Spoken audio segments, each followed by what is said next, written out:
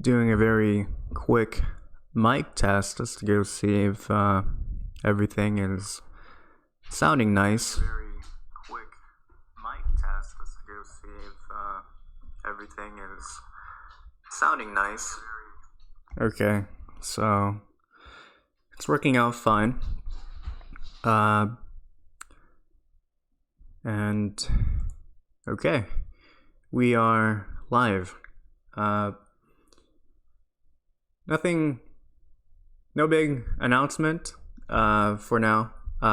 But something that I've been wanting to do, that I was supposed to do last live stream, was to sing Bohemian Rhapsody, or at least a portion of it, because of, copyright. Because I was listening to Queen. I love Queen. My favorite one is We Will Rock You, as well as We Are the Champions. I like listening to those two songs in particular, especially when I go to the gym. And anyways, I've been singing Bohemian Rhapsody for a very long time, when I was still back in high school. And back in high school was like when I was in grade 11. So I'm singing a very small portion of it.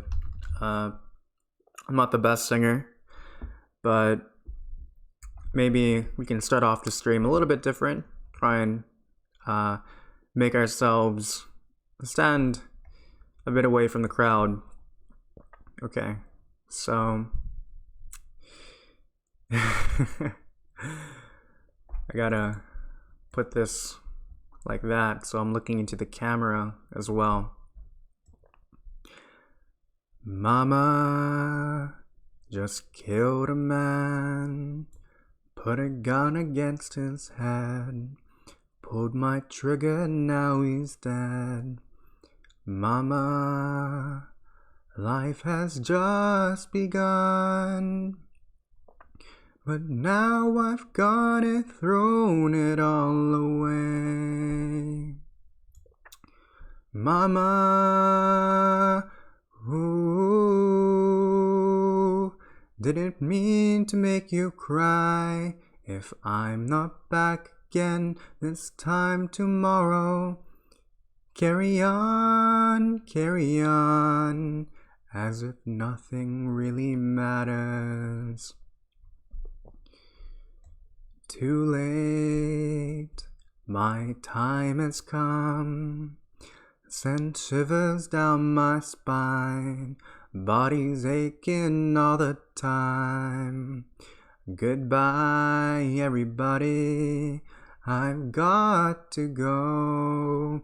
Gotta leave you all behind and face the truth. Mama, ooh, I don't wanna die. I sometimes wish I'd never been born at all. Oh, that's not the entire song. Let's go click on this one. Okay.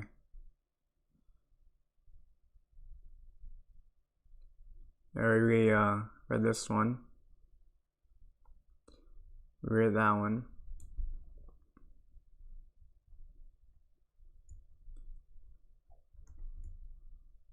I see a little silhouette of a man. Scaramouche, will you do that? I can't do this part.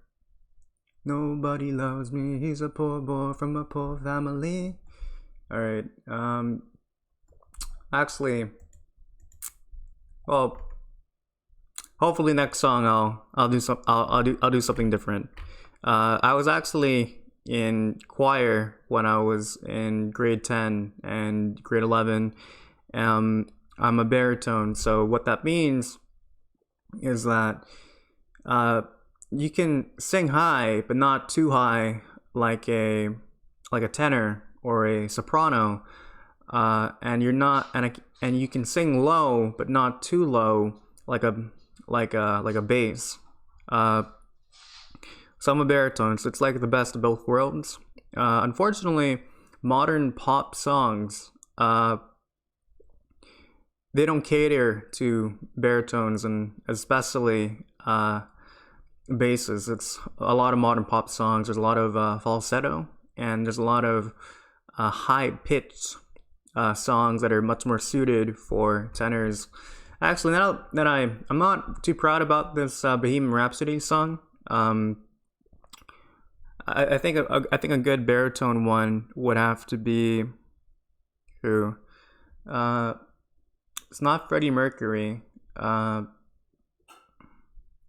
His name escapes me. He's very famous. He's like the inspiration for Johnny Bravo. Elvis Presley. Elvis Presley. This one right here. Can't Help Falling in Love lyrics. This is a good song for baritones. Because you don't have to sing. It's not too loud. And hopefully I won't get a copyright for this. I think cover songs are okay. Okay. Elvis Presley. Wise men say only fools rush in, but I can't help falling in love with you. Shall I stay? Would it be a sin if I can't help falling in love with you? So it's a very great song for baritones. I used to practice the song quite a bit when I was in high school.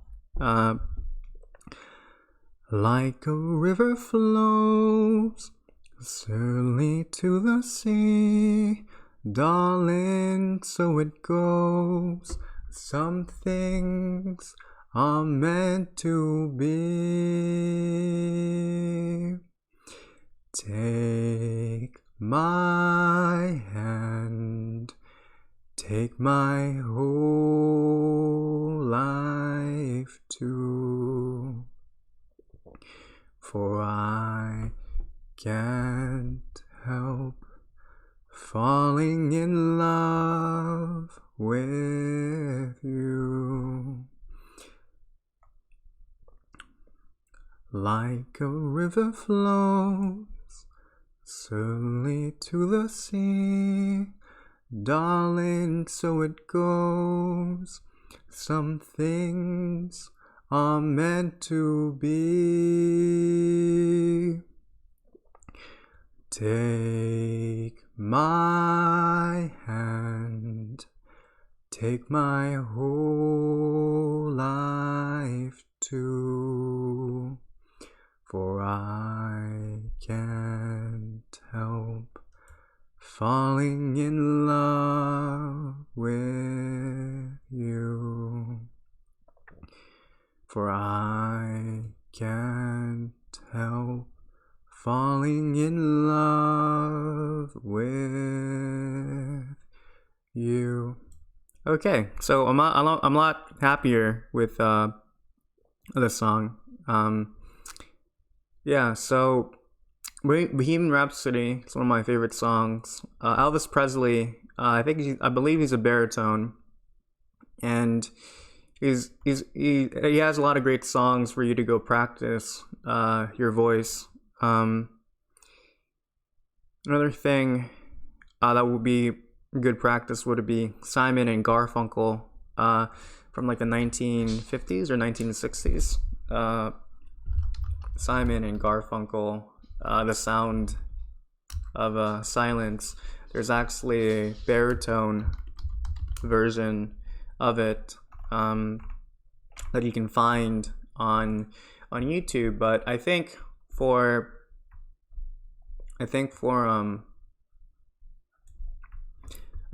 maybe next live stream I can go do this song. But yeah, singing is a passion of mine. I've been singing since I was little. I'm not the best at it. My family I come from a family of singers, and my mother and my father, one of the main reasons they fell in love was because both of them love to go sing karaoke. My father, he can sing karaoke, not even joking, for more than 3 hours straight, nonstop. It's really ridiculous. And my brother, he loves to go sing as well. He was also in choir when he was in high school. Anyways, that was a lot of fun, and I'm happy that I got to go do it live. If anything, no one was watching, or maybe people in the future will watch this. Anyways, we're gonna go start the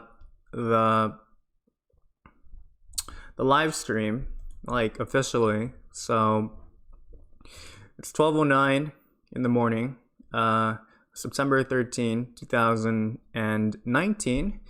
It is a Friday. It's a Friday, not a Friday night, but it's a Friday morning. Now, it's something that I actually seemed to skip over a photo from the last live stream. I believe it was this one right here, Belladonna. This was posted August 17, 2016, 12:05 in the morning. And I believe this is obviously another very out-of-date photo. And what's interesting to note here, at the top of my head, would have to be, this is located somewhere at City Point, because you can see the Ferris wheel here, or probably, yeah, this is located at City Point, and they probably redesigned the area. Okay, here's the caption. Sub peeps, just ran into Belladonna, newest member of the Green Gang, favorite band ever. See, inspired by a sick hairdo. So the eye style is still the same. I'm not familiar with what this name is called, that specific eye style. Belladonna's face, I'm not sure if it got remodeled. I know for a fact that at the time of this live stream, the Buttercup the Powerpuff Girl NPCs got updated. So Buttercup, her design got updated. Okay.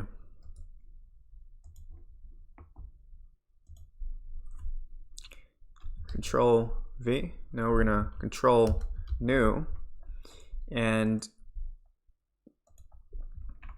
we're gonna go look for any small details here. Again, this looks like it's at City Point. We have that Ferris wheel here along with the roller coaster. And if you can remember from the last live stream, I showed you a GIF of a fountain, and it was rotating. So just keep in mind, like, when you see these photos, you have to try and put a little bit of imagination to your head that it's not really still. Imagine you're actually inside of Legacy, and you can see that water fountain rotating. Okay, let's look into the comments. I don't really see too much information here. Let me go and put this over here so I don't accidentally click on it.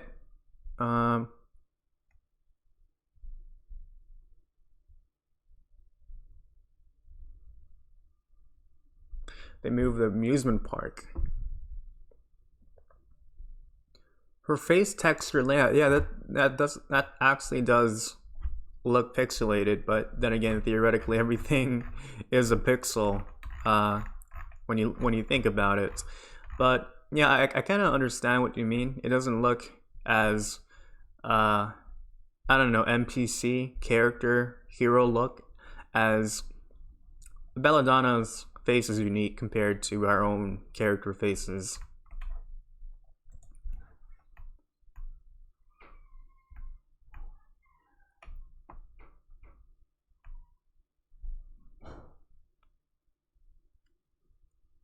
Actually, I think this would. Oh yeah, okay. So, Moose stated this, and selfies in game may be a form of screenshots, perhaps. Caption really makes it too. Yeah, I think that can actually work. Let's just go to Google Trends, and I remember when I think it was dictionary.com where they stated where they actually added the word selfie inside of the dictionary. So selfie, there's a topic right here. And and I remember when selfie sticks came out, a lot of tourists like to go purchase them. Okay, so yeah, so it was around 2013 where the word selfie, 2014 really skyrocketed, and it was probably 2014 where it actually entered to become an official word of the dictionary. But yeah, I think it would be pretty cool if we can actually take selfies inside of the game. This kind of reminds me of one game where you can actually do that. I believe it's Grand Theft Auto, where you can actually take selfies. Grand Theft Auto selfie images. Yeah, like this. It would be really cool if we can do that. And I would imagine a lot of people would want to have some sort of selfie feature inside of the game. Now, I think we kind of already have that. Like, there's no need to have like a sort of there's Master Chief here. I love that photo. Because like in game in FusionFall Retro, if you very simply press the F10 key on your keyboard, you can actually remove the user interface. You remove the nanocom, remove the nanos, remove the journal, and all that jazz, and you can rotate the camera towards you. So in a way, that's already a sort of selfie. But I think it'd be cool if in Legacy we can actually they can expand on that further, and it would look like you're actually having a camera. You're actually having a camera with you. Let me do a very quick mic test. Let me do a very quick mic test. Okay, it's good. Let's go back here. That's partially because the picture is really close up and it can't be helped without increasing texture resolution and by extension system requirements. Yes, that is Disney World in the background. Yeah. So you just kind of zoomed in. Kind of like, I remember searching up a tutorial. Well, I didn't search it up, but it was suggested to me on like my YouTube feed, and like celebrities were trying to make themselves look as ugly as possible, and one of the methods they would do to make that happen is to place themselves at a very unflattering angle. So like they would here's their phone, and it's better for me to go show you what I'm talking about then.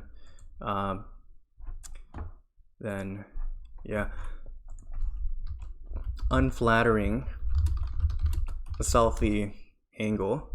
Yeah, they would they would take their photos around this angle like this, or I think another better example is this one right here. Here's another one right here that's actually pretty right here as well. Kind of does remind me of from the Joe Rogan Elon Musk podcast, where Elon Musk was talking about social media and how people always post the positive side, and they never show the reality of their life. They're only showing a portion of their life. And he was also talking about selfies and angles. Like, even if you don't do any photo editing at all, like you don't use any filters, just placing your camera at an angle, that's kind of in a way making you look better. But anyways, she inspired my sick hairdo. I'd say that's a hint towards Dr. Barber's surgery and haircuts from the Project R days. Now, this is actually okay. This is the first time that has been brought up, and it's a good thing that I know about this. So, okay, YouTube, FusionFall, Devin, Barber.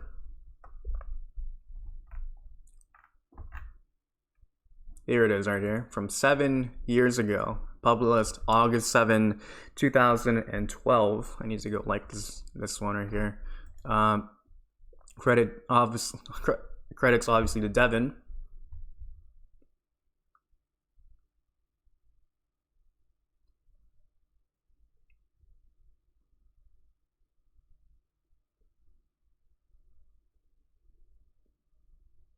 If you can see in the background, he's taking it at the nuclear plant.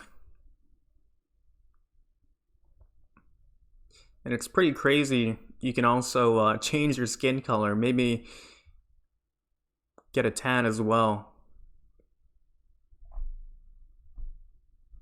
30,000 taros for hairstyle. And then he's back here at Pete's Great Comments. Through the magic of intense video editing and trickery, this is pretty much exactly how the barber would work. Now, a question that was, I think, brought up on the forums would have to be, can we actually expect this kind of feature to be implemented in FusionFall Retro? And I believe the answer to that is unlikely, but it's not very unlikely, nor impossible. Like for example, the FusionFall Retro team has done a lot of things that they never thought was possible. For example, actually adding in a brand new NPC such as Spider Monkey as well as Amphibian. They were never inside of the original game. So when they implemented that and gave them their own missions, that was considered a very significant milestone in FusionFall Retro development. Now, you can go search this video up. Just type in FusionFall Devin Barber. You can go watch it yourself. And I think it would be really cool if you can actually have that implemented in FusionFall Legacy. And I think a lot of people would really like that. A lot of people would really like that because people like to go change their minds, and especially when it comes to character creation. And like I'm a victim of this as well. I have dozens and dozens of alternative characters where I use simply for bank storage, and a lot of those alt characters I actually deleted. So like from level 1 to level 4, the future to the past, I deleted them because I wasn't happy with the name of the character, nor the way they look. It's either or a combination of both. So, in fact, Plumber Infinity, my main character, actually had another character. Her name was Plumber Celestial, and I still have the account for that, but looks exactly like Plumber Infinity. And I decided to move on to Plumber Infinity because I didn't like the name. I didn't really like the name of Celestial too much. So I made a brand new character. That character was already level 12, and I just couldn't stick with it. And kind of like another side tangent, I'm really annoyed when people in game call me Plumber and not Infinity. I know a guy, his name is Sir Azam. He's a good friend of mine. And people like to go call him Sir and not Azam. Or like when you think of Plumber Mario, you don't, from Super Mario Brothers, or like Plumber Luigi, you don't call them Plumber, you call them Mario, or you call them Luigi, not Plumber. It's a pet peeve of mine that really grinds my gears. But anyways, I think a lot of people would be very happy if a barber shop was implemented inside of the game. for Legacy as well as Retro. I think if it was implemented, I think I would probably change my hairstyle probably like once a week or once a month, and I think for the people that are also part of the LGBTQ plus community, it would be great if we can also have like those hairstyles that are only reserved for women, or those hairstyles that are only reserved for men, can also be used vice versa. So, like the ponytail can be used on a male character, as well as moon rings can be used on a male character, or the buzz cut can be used on a female character. So I think that would be really cool if they can implement the barber into the game. All right, let's go into page 2. Is that a new hairstyle? Nope, it's the same one. No selfie feature.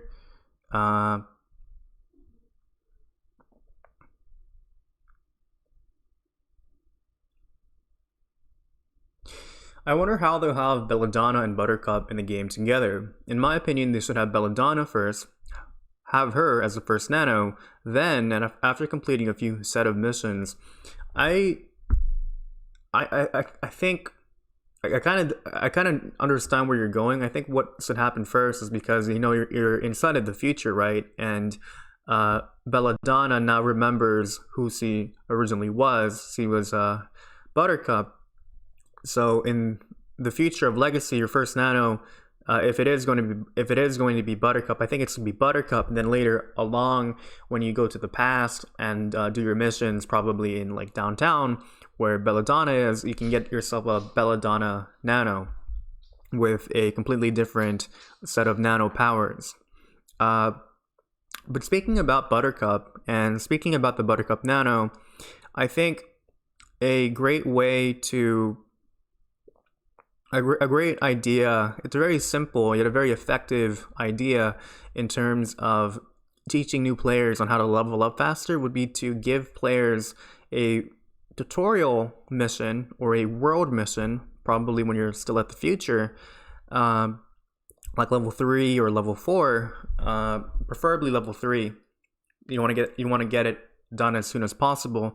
Like they create a tutorial where you have to go change the Buttercup power of Buttercup from stun cone to scavenge, because a lot of people don't know about this, and they learn about this too late, around like level 17 when they get forearms, where he offers scavenge and leech, and I think it was sleep. And it's really unfortunate because like when you have the Buttercup Nano, especially as soon as possible, where she has scavenge, she can give you 20% more fusion matter without a gumball and 24% more fusion matter with a gumball. So in a way, you can level up 24% faster. And I kind of want to jump into a side tangent where I'm talking about nano powers, and I made a whole document about it, but now is not the appropriate moment. Belladonna Nano confirmed. And I think knowing from the future, I think that is confirmed. Selfie feature, make it happen. I think a lot of people would be very happy with that. And not just that, it's like, how in real life, right? Like, you have the Snapchat filters where you can have like those dog ears and you open your mouth that has like that tongue feature. I think this is a bit too complicated, but maybe they can make like 3 filters for this, just to go try and spice things up. So like you do your selfie, right, and then you can actually have a filter where you can have like those dog ears, but it's in FusionFall themed. So maybe some sort of FusionFall theme is like you look like an actual fusion. You look like an actual fusion, and that's like, so you imagine my main character, Plumber Infinity. They point the camera to herself, and you swipe right for a filter, and it makes Plumber Infinity look like an actual fusion. Or not just that, but maybe it has those bunny ears, kind of like that Bubbles is a real fan of bunnies, as well as other wildlife for preservation efforts.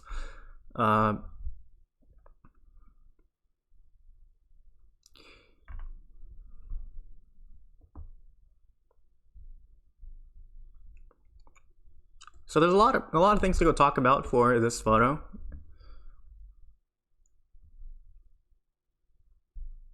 Selfies are confirmed, maybe.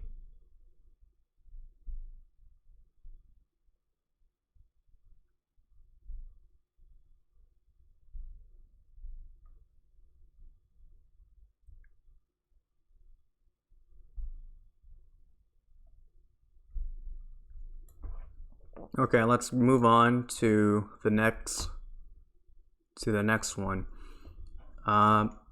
So like I said from the start of this live stream, I accidentally skipped Belladonna, and we did these. Did we do Sunken Mall? We haven't done that one. Okay, the Sunken Mall and Skate Park, yes. And okay, this one right here. So that guy Ray, August 19, 2016, 12:28 in the morning, and there's a lot of detail going on here.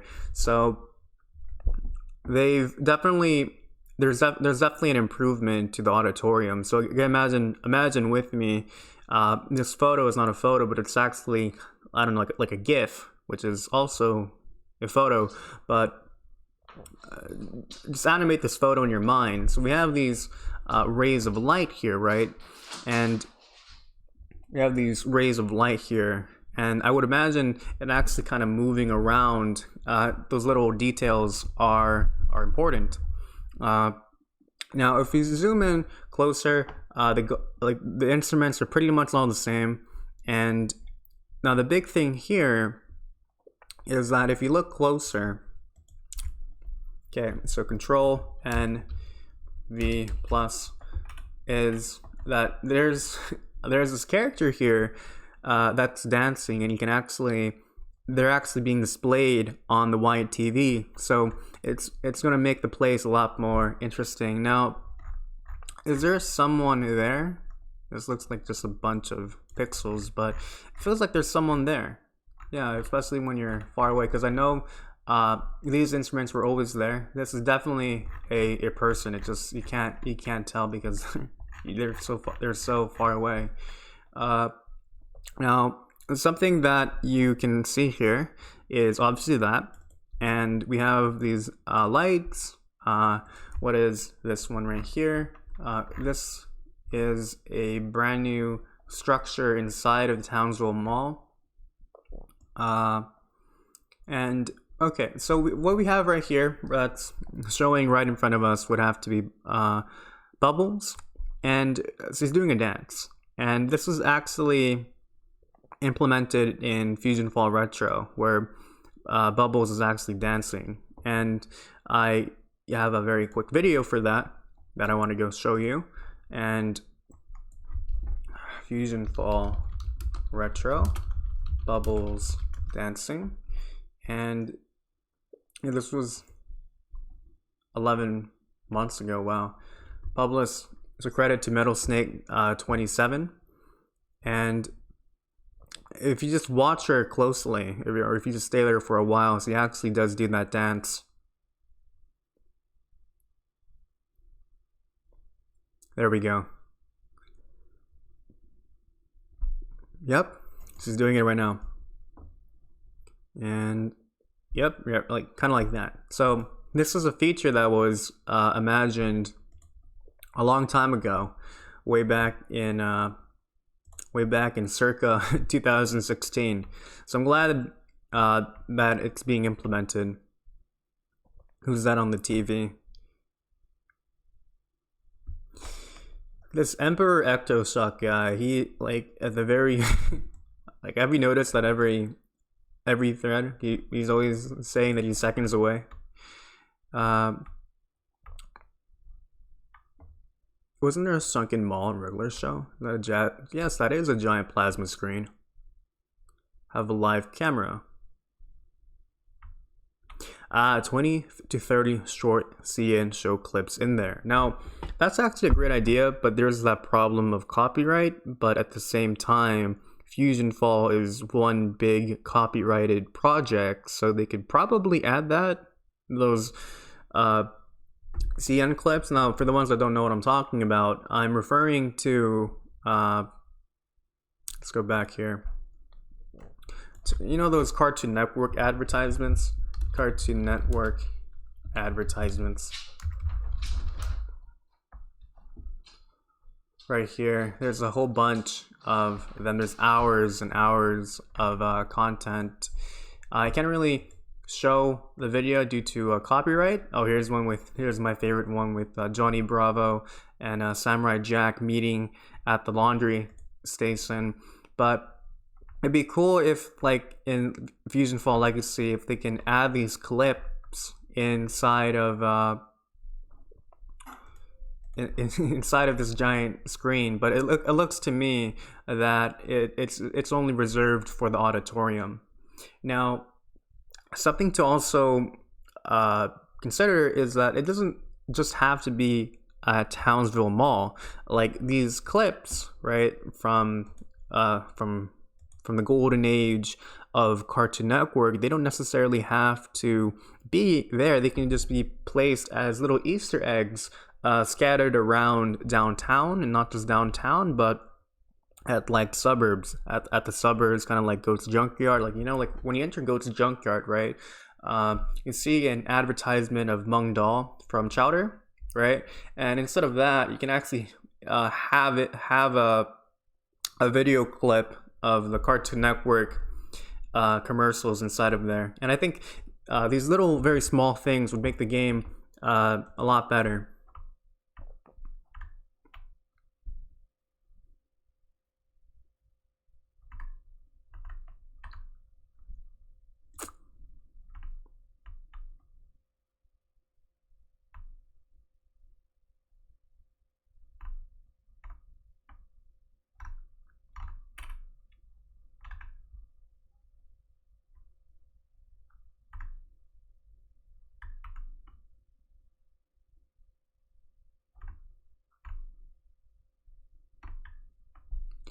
And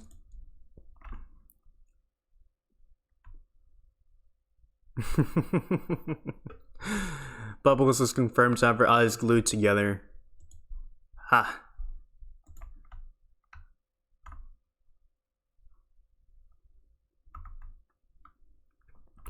Now, I actually have a bit of interesting information from development from the original FusionFall. So like during the alpha or like pre-alpha development of FusionFall OG. Now this is brought up quite often. Well, not quite often, but occasionally on the forums. So maybe Devin, the developer / game master, can go talk about it. Petting zoo, as well as an aquarium. But I think a much more relevant one would be the aquarium. Here it is from 2018. So the zoo, or the petting zoo, and aquarium were cut rather late in development and actually have mobs in game, though the graphics for them aren't present. One mob I really wish we could see in full is this bounce house enemy. They had made an icon for him, but no texture or model data exists, so the icon is pretty much the only look we get at him. It's such a fun mob idea. Then of course there's the handful of expansion mobs the devs have added. I really wish we would have gotten the expansion proper before the FusionFall game plan changed. Another one where he brings up the Townsville Zoo and the aquarium. Unfortunately, the full game isn't done, and June 28, 2018, this was, I know Retro, like the past, came out on September, so 1, 2, 3, this was like 3 months before the past came out. I know it's probably frustrating to see Legacy go from Picture of the Day to basically nothing for a year, and well, it's been more than 2 years now, but given recent events with Retro and its development, we decided it will be best to develop in the dark so as to keep focused on retro and not have to work on the public part of development, which honestly tends to hinder real development. Now, this is actually one of the more controversial decisions that the staff team has made. For myself, I personally think that they should give at least, I don't know, instead of picture of the day, but like picture of the month in terms of development, so we can at least have some sort of hope and some sort of hype for the release of Legacy. Now, on their side, it probably does take a lot of work for themselves to go bring up these Caesars, but I honestly think that, again, if it's not picture of the day, they can just do it. They can just call it picture of the month, or they could add a picture every significant update to the game, just to go keep our hopes up. Because in terms of Legacy news and development, it's been very dry for the last 2+ years, and one of the primary reasons why I did like the Calling All Designers thread and why I'm doing a live stream series for Picture of the Day is so we can have a very long needed discussion for FusionFall Legacy. Now, anyways, so I bring this up, the Townsville Zoo as well as the aquarium, because it relates to Bubbles in a way. Now, I don't know exactly what mission it was. Maybe I know it was located FusionFall World Missions. Okay.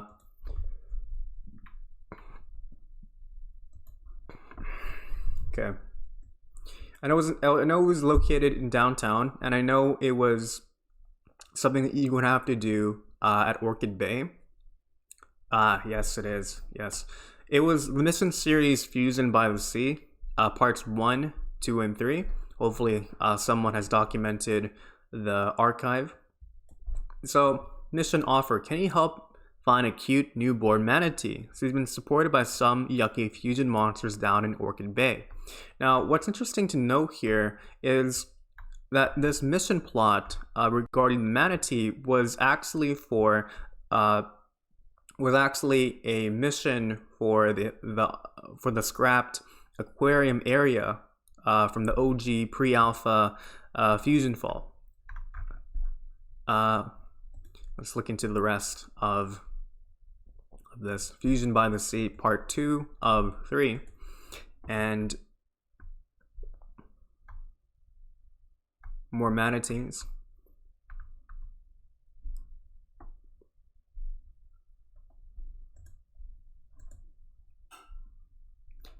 Where Fuse is keeping all the kidnapped animals. And I believe there was another mission that was relating to the petting zoo.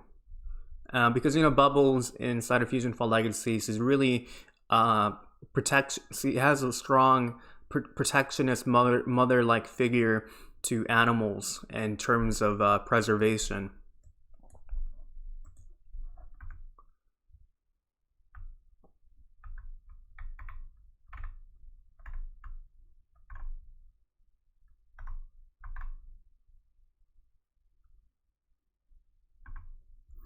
And okay, this is actually this kind of wants me to side tangent into this other topic, because this was brought up in the FusionFall retro forums not too long ago. It's probably still on the first page or second page.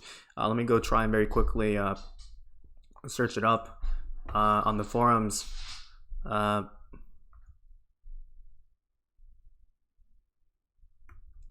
Okay. It was about consciousness and fusions or sentience.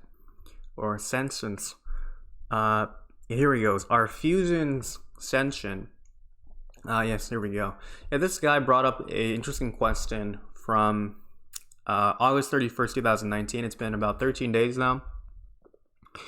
When it comes to Ben Tennyson's role in the game, we know that the Omnitrix has been malfunctioning, which is the reason why he can't Alien X the heck out of Planet Fusion. However, I'm curious, is it possible for the Omnitrix to scan fusion DNA, allowing Ben to transform into a fusion? Now, for Ben to transform into an alien, the basic requirements are that the alien must have DNA and its species being sentient. We see throughout the game that many Fusion characters have the ability to sabotage, think, trick, and hack. Fusion Eduardo, which is the mission that we were recently talking about, was able to write a message in order to help the player. Yes, this is the same Chalk that wrote the message. It looks like Fusion Eduardo is trying to help us. Yeah. So are these fusions capable of some sort of sentience and actually have some answers relating to this? And even Devin pitched in. It's an interesting thread, and I would recommend for you to go check it out. It's not too long; it's only 2 pages. But the short answer is: are fusions sentient? The answer to that is they're inside of a gray area. The answer is yes, but the answer is also no, because if I can give an analogy, if you're an individual who knows about Halo lore, if you know what the Flood are, it's like these parasitic zombie-like creatures where if they infect one host, that the parasite gains much more sentience and access to reality itself. Not the best explanation, but I think another explanation would have to be there's this concept called emergence. And what emergence is that you have a bunch of stupid things, kind of like atoms, that form into much more complicated things, such as molecules. And these molecules form into, for example, protein, nucleic acids, carbohydrates, as well as fats, and these largely make up the components of a cell. And so we have one cell. That one cell turns into a bunch of tissues, which has its own function. Tissues turns into an organ system to a species such as ourselves, and then we have ourselves the community of the ecosystem.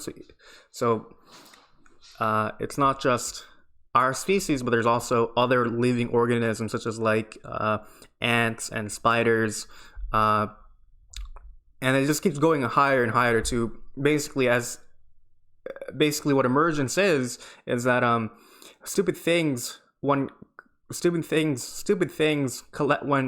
collectively together, they can form a lot of complicated stuff. Now,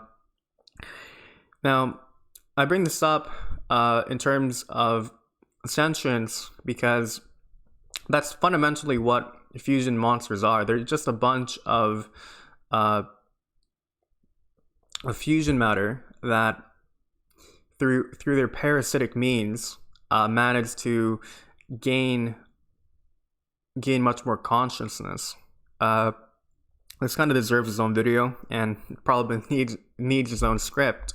But anyways, let's just transition back into the main topic, which is this. So how did we... Yes, this was related to bubbles, and yes. Okay, it looks like I lost I lost the thing. Okay, it's still here. So that's bubbles, and let's go on to... Okay, that was Sunken Mall. Let's go on to Johnny Bravo sculpture. This is actually one of my favorite photos from FusionFall Legacy because of the detail here and how large the structure is. And looks like Emperor actually finally managed to get one. Whoa mama, the sandcastle has seen better days. It looks like a few of the sand sculptures survived, at least. And there's a bunch of details going around here. So Control N, enter, Control V. So I really love the structure that was built here. It's obviously a giant sand monument of Johnny Bravo, and it looks like that Johnny Bravo's sandcastle is significant, has had a significant redesign, because obviously the structure was never here before. Here's the infected zone pad. Looks pretty much the same, but again, everything that you see here is bound to dramatically change. Okay, jump pads here, another jump pad. We have a floating structure, probably going left and right, or probably up and down. It's really green. What we have right here is like, think in terms of 3D. This is a bird's eye view, and try and animate this. So this is on a higher ground compared to this stuff right here, and there's like a waterfall of fusion matter that's going down here. Now, again, this is one of my favorite photos, again, primarily because of the giant Johnny Bravo sand sculpture here. It definitely is much more Johnny Bravo's sandcastle than just a sandcastle infected zone called Johnny Bravo's. Okay, so, and there's a Terrafuser here. It's growing on him, and it makes me kind of wonder, actually, in terms of lore, who managed to build a structure this large. I think, like, what's the world record for largest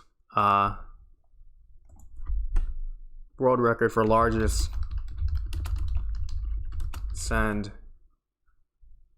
in the world?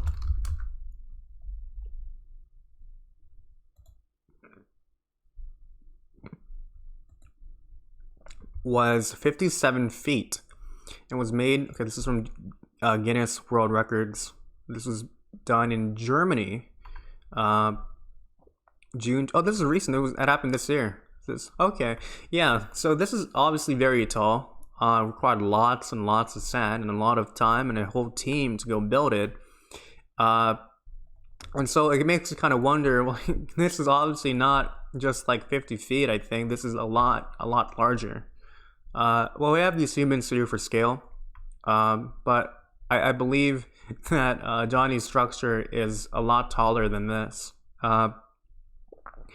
Anyways, the one time I don't expect the picture of the day and think it's fine to go for 2 minutes and brush my teeth, guess you got me again.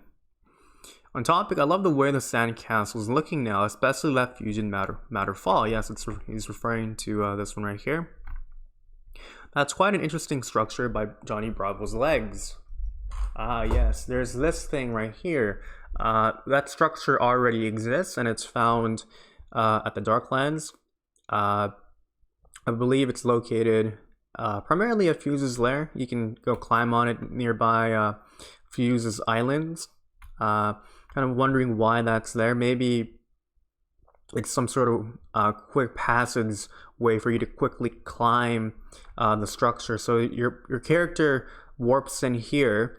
They walk around. They bring out their heal nano while they're here, so they can recover from the fusion matter damage. And they wait for this platform. They go up, or they can go here, and they bring their jump and rocket nano, and just a faster way to probably go on top of the structure.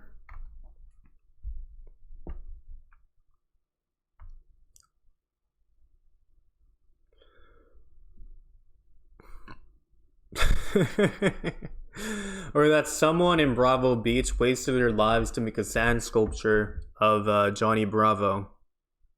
Okay. For real though, I like how infected zones look badly infected now. I mean, just look at all that green. Green's my favorite color. Pretty sure that Johnny himself made that sand sculpture.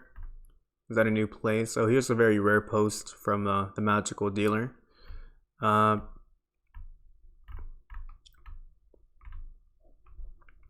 Okay, page 2.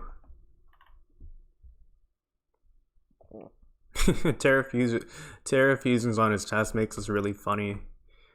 Don't forget his stinky fusion covered pits. Ah, yes. Oh, this is yeah, this is part of his. Oh wow, I thought it was like attached to like this structure right here, but it's literally attached to his armpits, left and right side.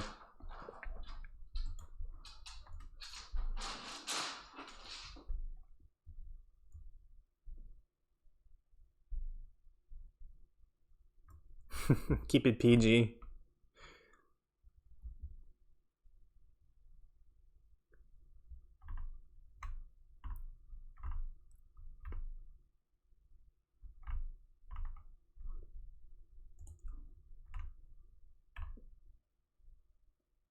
Ah.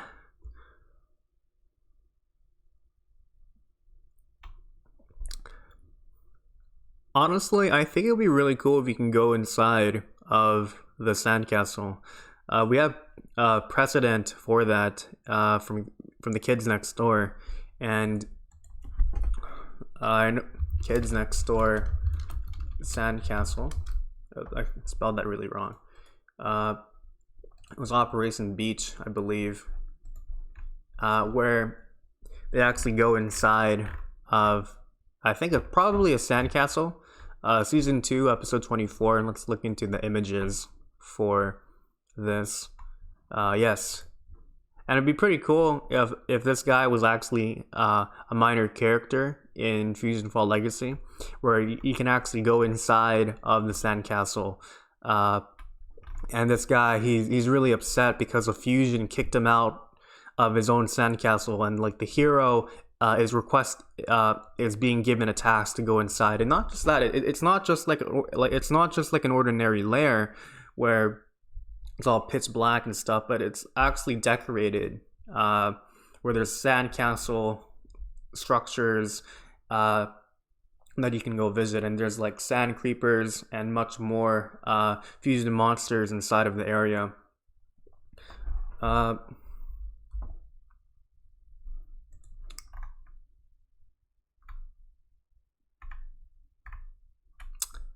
Yes. So something from this episode would have to be the Knights of the Round Towel, and these are one of the three villains. One of the four villains. The one in the center is what I want you to go look at. And for the ones that don't know, because they don't do racing, this helmet is actually an item inside of the game. It's dropped inside of that sandcastle infected zone. Much more specifically, let's go into the universal item guide. The link is inside of the description. Okay, so racing items.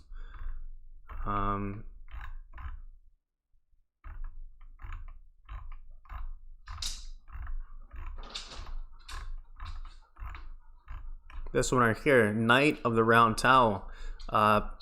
Also drops the Squid Squad set, Sandcastle, level 18. It's a fun infected zone. But I think something that they can also, that I think some people wouldn't mind adding is if you release the helmet, it'd also be really cool if you can also release like the sets, or if you can go design these sets, and not just for this character but for these characters as well.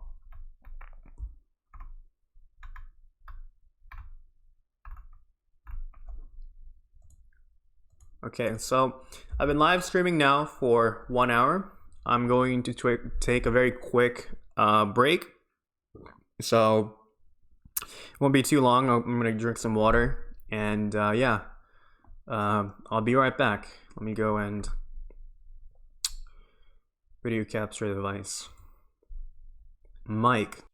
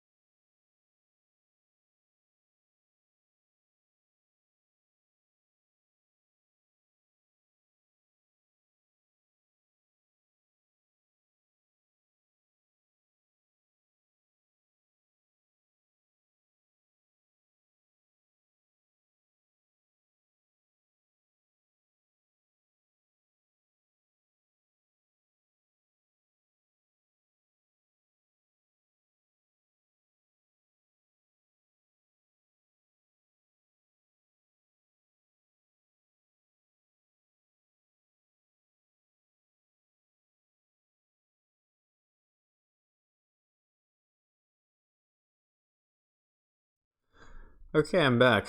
Again, wasn't too long. Let's do a very quick mic test. Let's do a very quick mic test. And yeah, okay, we're good. I should probably put down an alarm for every. Oh, yeah, okay. Good, I already made an alarm.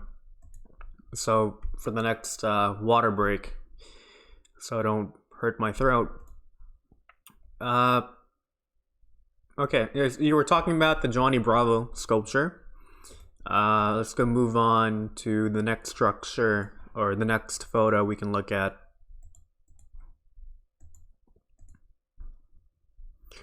Dinosaur skeleton. Okay, here we have another photo from the Darklands. Emperor Ecto Shock again, August 30, 2016. The skeleton of what used to be a dinosaur is now home to a multitude of goofy fungi and other strange organisms. Okay, so what used to be dinosaur. Okay, so probably over analyzing it. Will Dinosaur Pass still be Dinosaur Pass, or will it look like really Twisted Forest, or a combination of both? Because these structures with the fungi, they never existed before.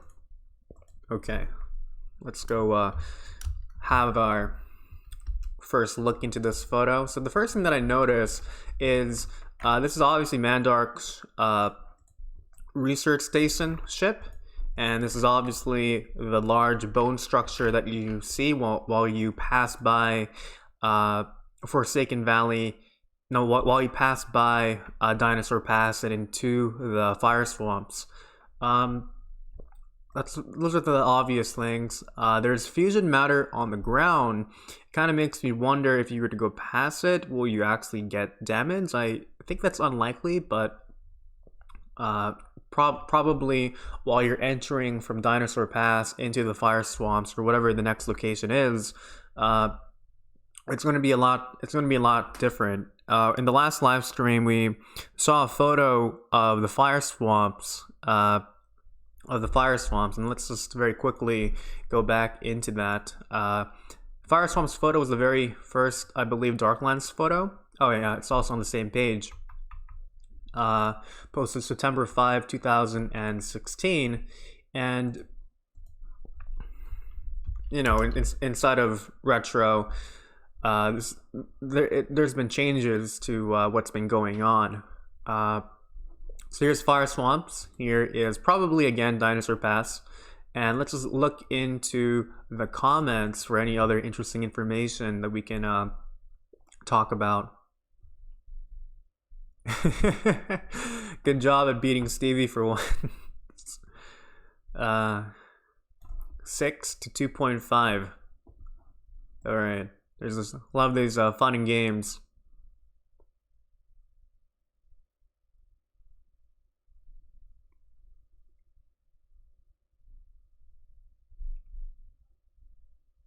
Okay, they're just talking about Mandark Industries. Oh, okay.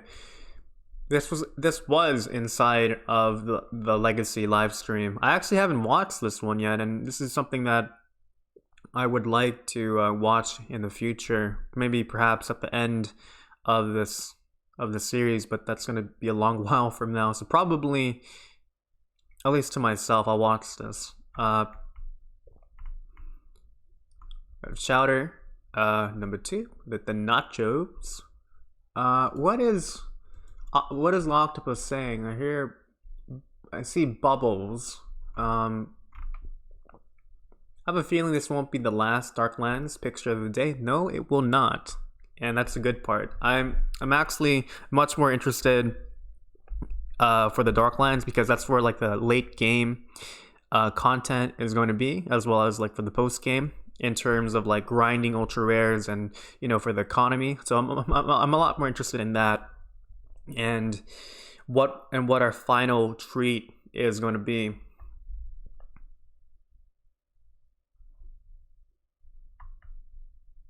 Okay, short thread.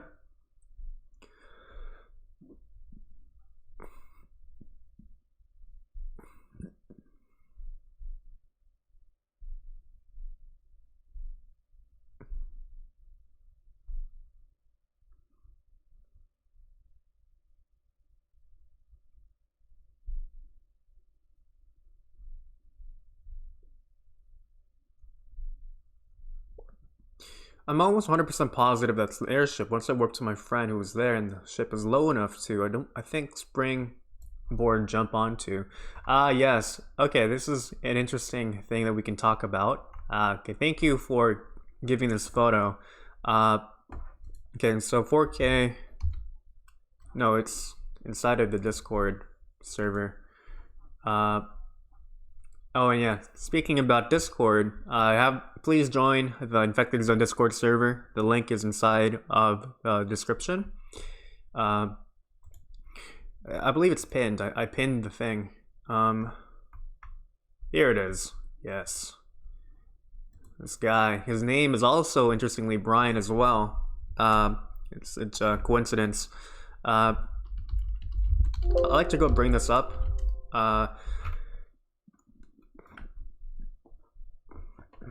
devblog. Let's see.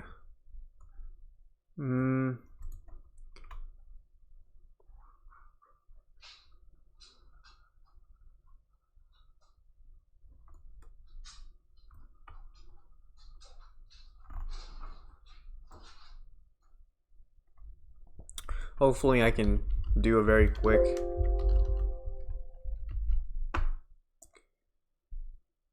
retro sponge page 3. Here it is. Yes. So this is something that I've been trying to bring awareness to, so people don't forget. This is posted devblog entry 34. Attention campers, and we actually have this April Fool's legacy art of SpongeBob SquarePants. I've already talked many times about SpongeBob and how if inside of an alternate reality there was a FusionFall themed version of the Nickelodeon universe, I think that would be very popular. Here's some legacy art of well, this is not official, this is just like April Fool's art, and it's amazing that they actually took the time to go do this. Here's SpongeBob in the back. That's great. Okay. I know there's a video here, early April Fools. This one, here it is. So this is an unlisted video, as you can see here, unlisted. So if you want to access the video, you can pause the live stream right now and type in this link. And quick video, so obvious credit to FusionFall universe. I can play copyright here. No concern for copyright. Since the beginning, there were 8, but one stood out from the rest. Actually, desktop audio. Okay, I'll mute the mic.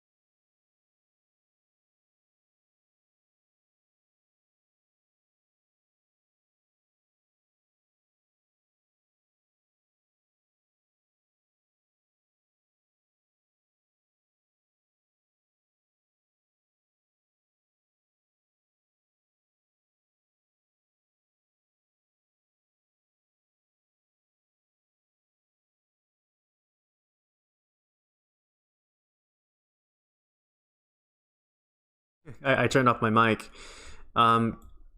It's a shame that they made this video unlisted, but it's understandable because it's copyright from Nickelodeon. So maybe in the future, if you really wanted, the devs will make a sort of April Fools for like Dragon Ball, for Dragon Ball Super, or like for One Punch Man, or One Piece, or from Nickelodeon, such as like Danny Phantom, as a April Fool's video.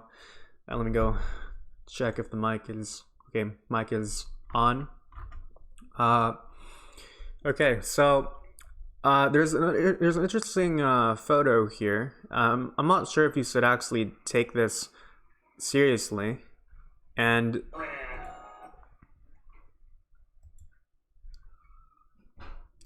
okay, so I bring this up because we see the same exact, or probably the same exact structure from, this is a Firefox.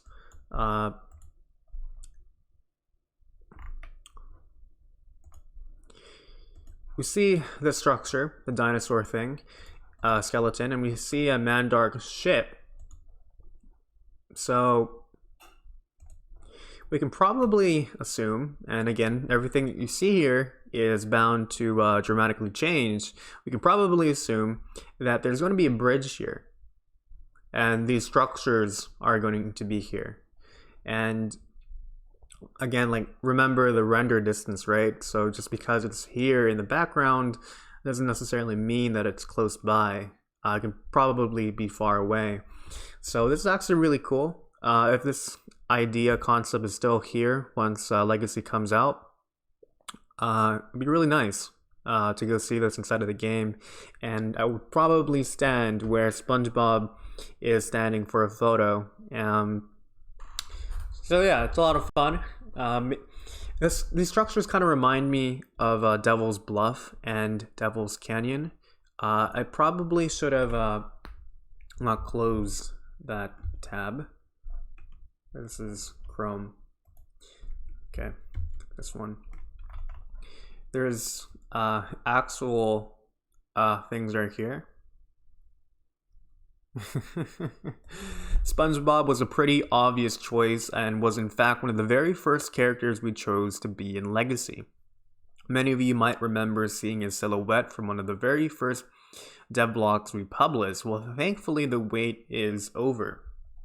Fuse's infection has affected SpongeBob in more ways than one. Not only is the Krusty Krab totally overrun by Fuse's underwater freaks, but Fuse's infection has caused the ocean to split, leaving Bikini Bottom high and dry. To top it all off, the Krabby Patty formula has been stolen and nobody knows who the culprit is. It is up to you, SpongeBob, Jackie Cones, and Boomer to find the missing formula before it's too late. Who is Jackie Cones? I know who Boomer is. He's the male version of Bubbles from the Powerpuff Girls. Oh yes, this guy. Okay, you'll see him more in the future. I really like that. They actually took the time to create these structures, probably like in Blender, just for this very small teaser. They took the time for it. And it kind of does make me wonder, the side topic of if there was like a Nickelodeon FusionFall competition, I think Bikini Bottom would definitely be a very popular place to be at. And if I can give it an analogy, if Peach Creek Commons is like the hangout place for beginners and intermediate players, perhaps Bikini Bottom could also serve a similar function as well if a Nickelodeon FusionFall actually existed. It's these nice things to go try and think about, these what if kind of questions. But just going back into that picture, again, from that SpongeBob video, we have that large bridge, we have those mountains. So again, perhaps once you enter, it may no longer be the fire swamps. It could just be something else entirely. And I wouldn't be surprised if they're going to do dramatic changes to the world map. Anyways, close this one and this one. And let's go to page 3.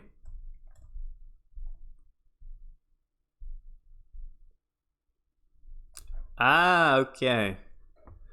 can confirm that's still accurate. Okay, so this is what we see here, right? So this is we can definitely this is still here. Otherwise, like, why would they make these structures and like never use them?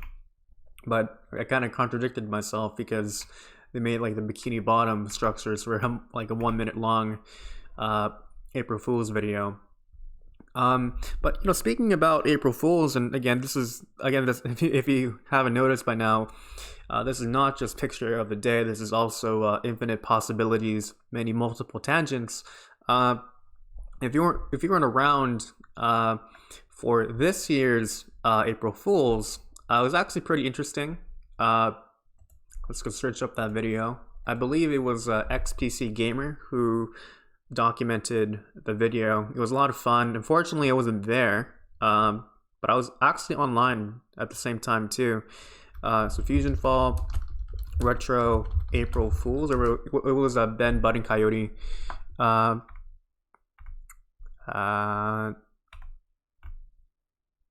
this was 5 months ago. This is forever going to be it's forever going to be here. So again, credit to XPC Gamer. So Flapjack was,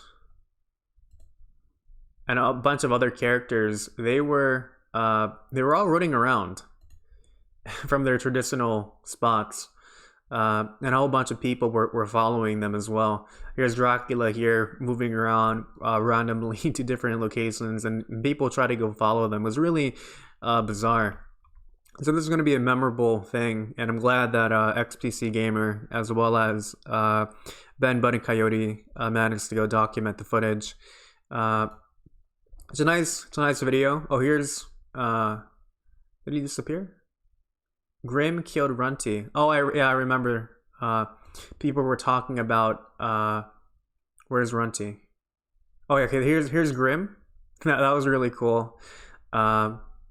Yeah, I recommend watching this video. It's 20 minutes long.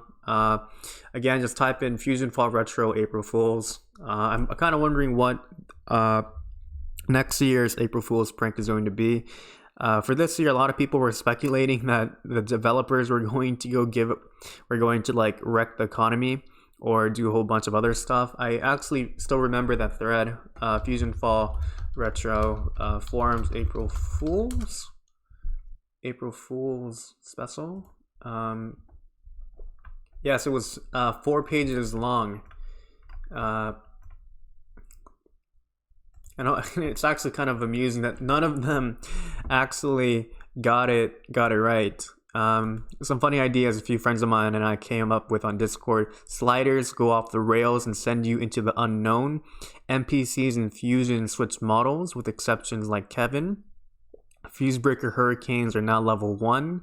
All of the ground is an infected patch that's going to monkeys drop you halfway and charge you 10,000 taros. Campers take you anywhere except where you choose to go. Shipwrecker and Roadkiller now only drop lightning guns. Every area is now level 36.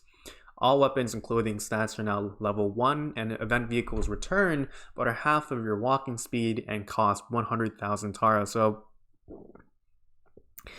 no one in this thread actually got it right, I believe, and I'm curious that for next year, for 2020, if you're gonna recycle one of these ideas from this thread or be completely original. So yeah, that was a lot of fun when it was happening. And let's just move back on to the picture of the day. Go to page 3. And I think that SpongeBob video, I'm probably going to be the thumbnail for this specific part. Darklands. Now, that kind of doesn't really count because it's not picture of the day. It really isn't. So it's not. But I know that it would attract views. So it's very tempting. I may or may not use it. Okay. Burger Frenzy. Here's a photo posted by Devin. Okay. June 8, 2016. Burger Frenzy. Wait, what is that on the menu? Here's today's pick of the day. Feel free to discuss below. Burger Frenzy, I'm not sure if they changed anything significant about this. As we can see right here, we have Mandark's house, and something that someone brought up in a previous live stream is that Mandark's house is no longer an infected zone. Again, everything you see here is bound to dramatically change. It's no longer an infected zone. So, but there is a terrafuser on it, obviously, and probably, again, this is like the suburbs, so it's going to be relatively low area, like sub level 10. So probably you're going to do a mission where it's relating to trying to prevent an area, which is Mandark's house, into becoming an infected zone. I would like a hoagie. Get it? Okay, let's look into this with paint.net. And it's very hard to actually read this, but it's really, it looks like Braille from this view. But what it's trying to say is, I think number or number, and it goes from 1 to 5. So it's referencing the K and D probably. I'm probably just overthinking it, but I brought this up earlier. I think it was in the first live stream, and there's this game that I used to play. It was called Guild Wars 2, and it was this MMORPG that I played that actually temporarily filled in the void when FusionFall Retro was not released. And there's this mechanic where you can actually get drunk inside of the game. And obviously this is a children's game, but I bring this up because, like, you know how in Minecraft, right, you can make food, or you can kill some pigs or chicken and get food that way. So I bring this up because when I think of Burger Frenzy, or like when I think of any of those other fast food joints inside of the FusionFall universe, kind of like that Cup of Joe thing from like the class of 3000, I think.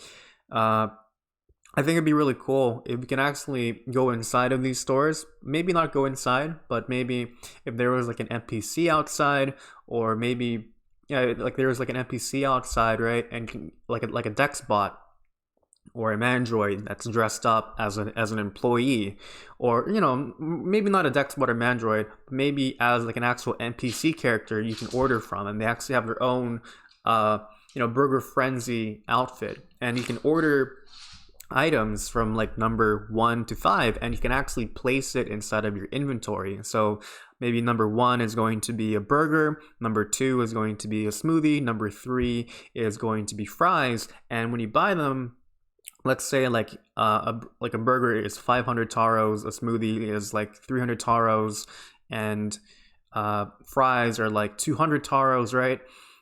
Relatively cheap. It's inside of your inventory, and then you can actually use the food as a sort of it gives you health. So like the burger gives you health. So like when you're really low on HP while you're grinding or doing missions, you can very quickly open your inventory and eat a burger.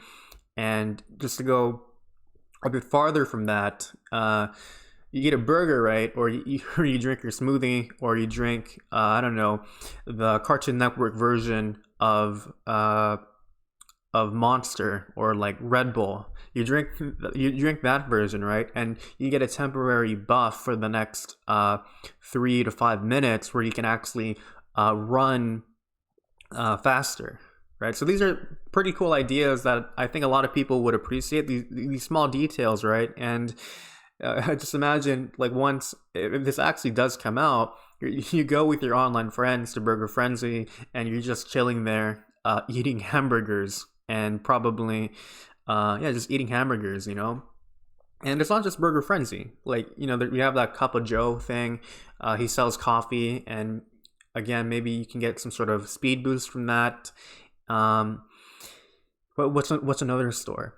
And speaking about stores, I think it would be pretty cool if they can add in much more stores inside of the game as well. So it's not just Burger Frenzy, it's not just the Cup of Joe's, it's not just the More Bucks thing, but other places we can go inside of. But or maybe we have a Townsville Center or like Townsville Mall. You can actually go inside one of those stores, or you can click on an NPC and it warps you inside, or it shows you like a screen on your game, and you have the option to choose between 3 to 5 games, and it's actually like a mini game, probably from like the Cartoon Network websites, right? That'd be pretty cool, and you pay some taros for it as well.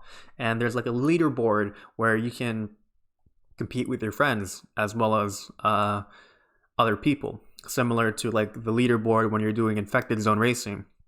So again, these are really cool ideas that I would like to go see, and for others to go see inside of the game.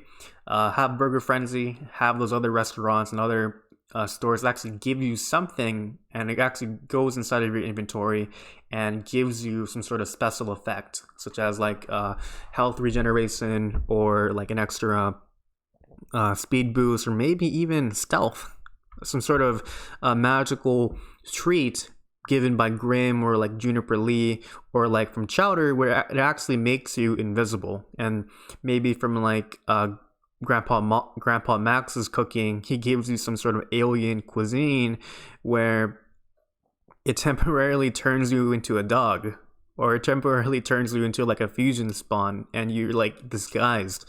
That'd be really cool to go actually have that inside of the game, and I can guarantee you it would have a lot of reactions.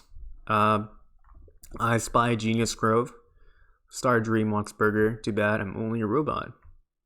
I heard through the grapevine that this is number 2's favorite spot to eat. Yes, it is. Also, it's Terrafuser managed to get on the side of Mandork South. Very impressive work ethic from that Terrafuser. 2 pictures of the day today. Okay.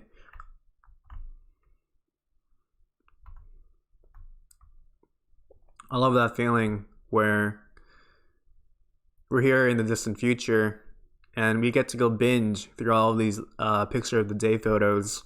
We don't have to go wait. And I brought this up in part 2 of the live stream, where I was talking about, imagine you were born in the year 2030 or 2050, right? And we have all these advancements in technology and in society, and not just that, you can also binge watch all of like the Marvel Cinematic Universe if you wanted to. Probably not in a week, but like within 2 to 3 weeks of like straight up marathoning it, right? You no longer have to wait 4 years between Age of Ultron to Avengers Endgame, right? Do you people even know that what Burger Frenzy burgers are made out of? So there's mustard, there's buns. Oh yeah, we have that precedent. Yeah, so just going back to the Burger Frenzy thing, right? Like there's like an actual item called the chef hat that was given during the Kinismus event, and you can see it from the Peach Creek Commons crockpot vendor. And again, like Burger Frenzy, like we have an NPC, it wears like the chef hat, and he gives you food. Okay, number 2, page 2.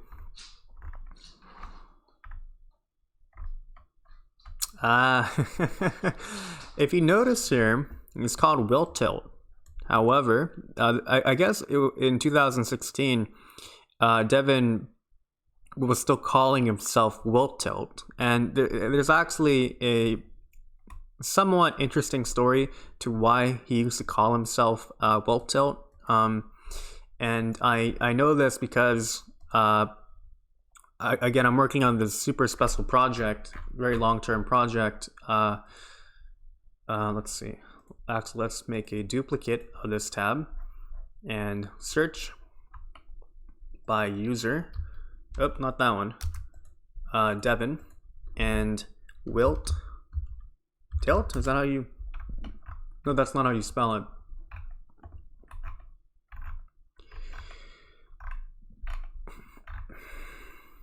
Page 2. Okay. Right like this. Okay. There's one page. Oh, these are quotes. What do you think of fusions?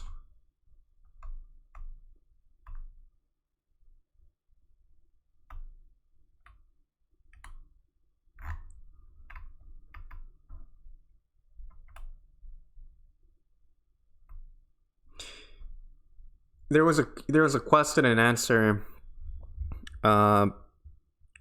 thread that Devin has, and he actually answered the question. I can't find it right now, but recalling from my head, he was saying he was really into Foster's Home at the time, and he typed in Wilt, and it was taken, and then he just put in Tilt. So it's kind of anticlimactic. But that's kind of like the basis of what of why he changed, why it was originally called Wilt Tilt. Do you wanna know? That from Arctic Monkeys, I think.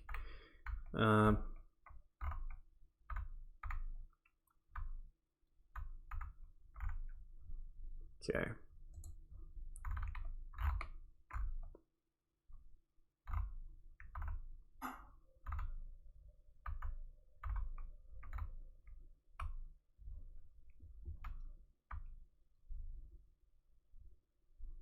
Ah, yes, Emperor is ahead of is ahead of us. Yes.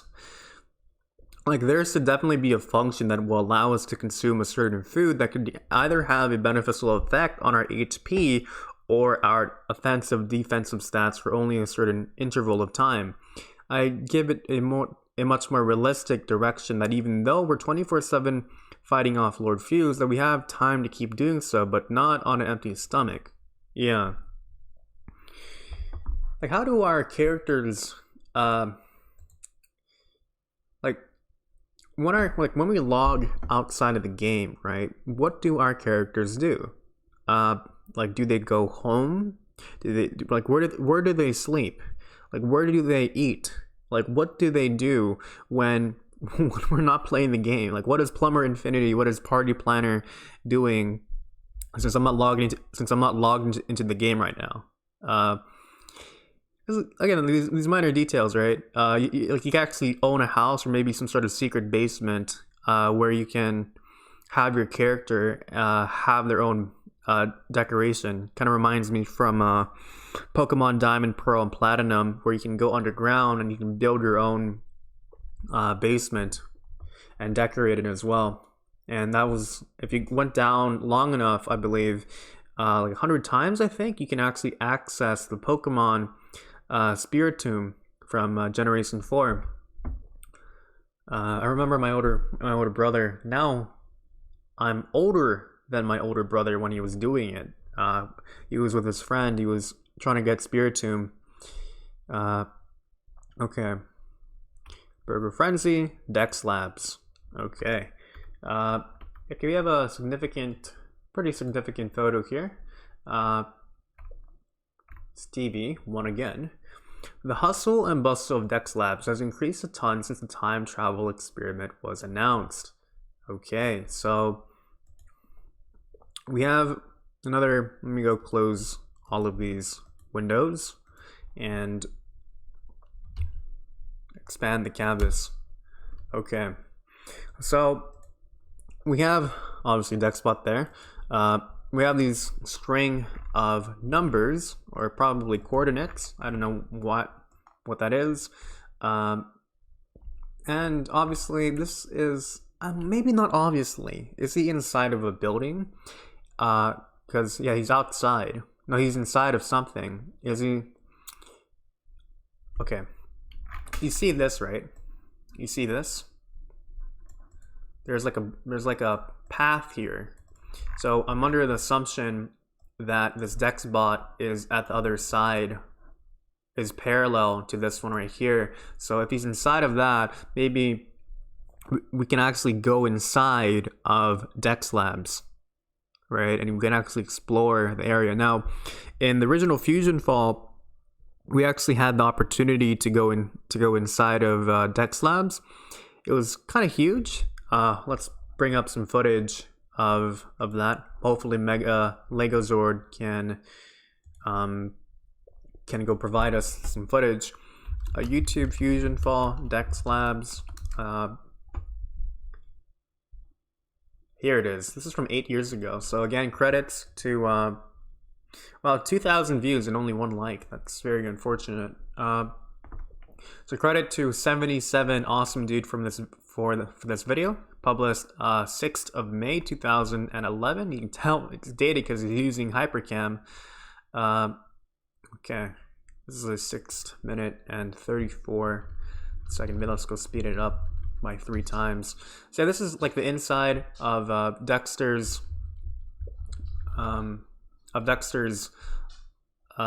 Labs. Hopefully we can. There's a machine here, nano creation device. Oh yes, this was the place where nanos are actually being created. Dexter's inside of the building. We have a lab assistant inside of there as well. It's very well polished. It makes me kind of wonder, just speaking about in terms of Retro's development. Is that a guide station there? Right there, that thing right there. Oh, and what is that? There's cheese inside of that structure. Yep, cheese is right there.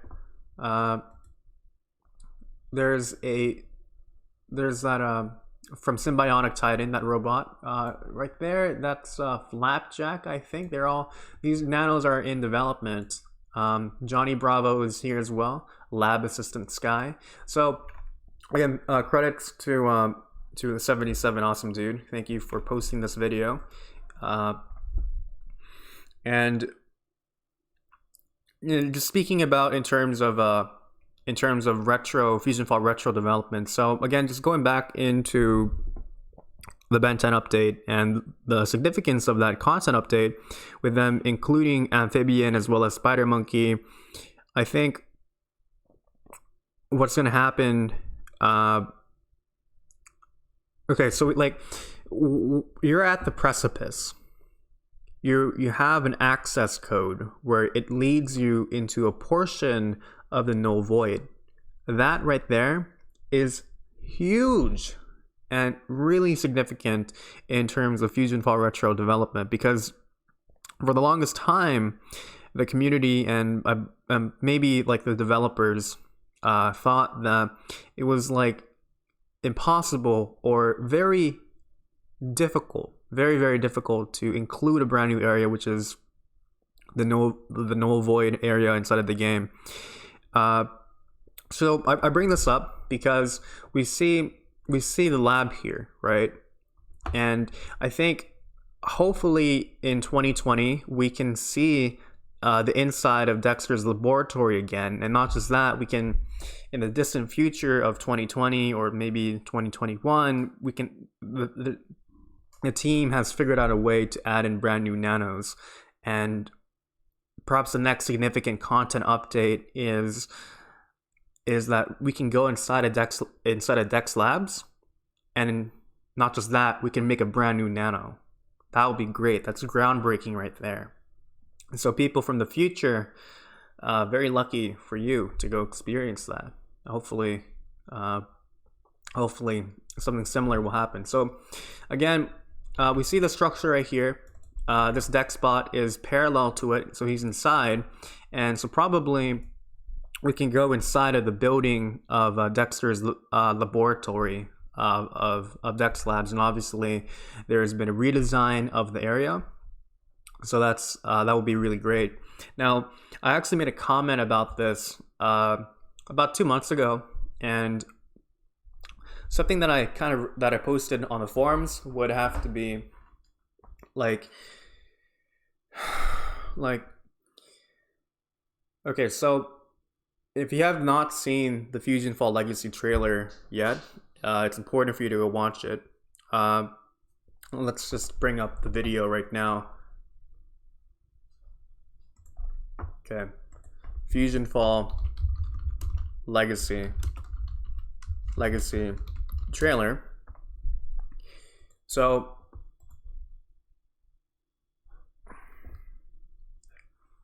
okay.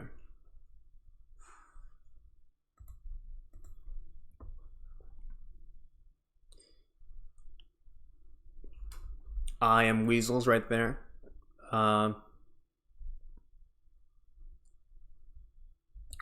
So we look at the scene, the time travel scene. Now, I think it'd be really cool if before we actually get sent into the future, our character gets to explore just a little bit of Dexter's laboratory, so we can move around, just explore, and then once we're ready, you can then go get sent to the future. It doesn't have to be too much. Maybe you're just locked inside a tech square within that area, and you can't really escape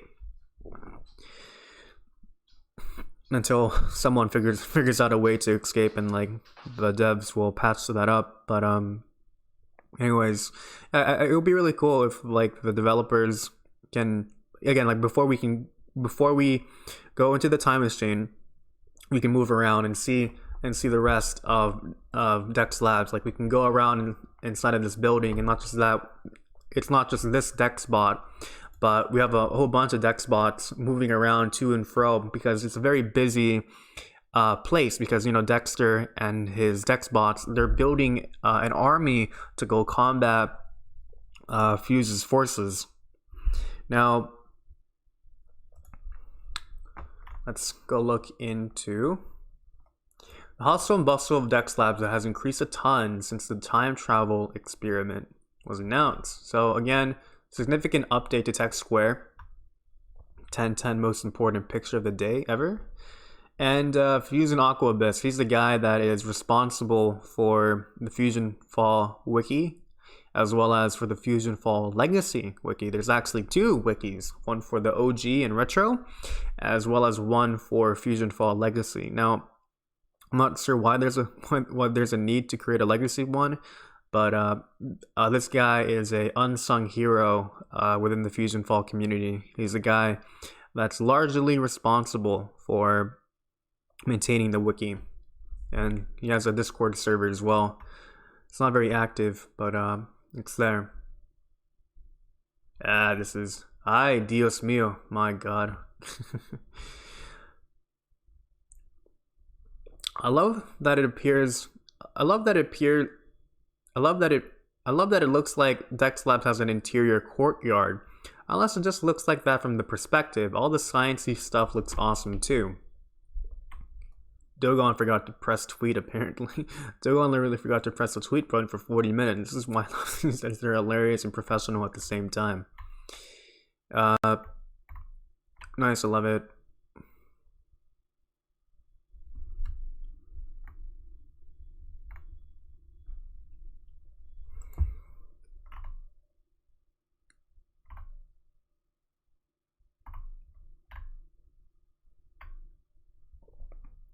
Dex Labs has a roof.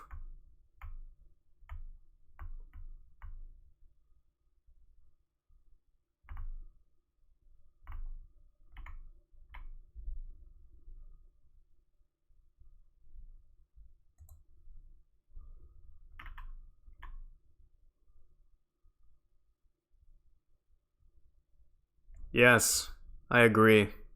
Where you can just move around before you get sent back into where you get sent to the future.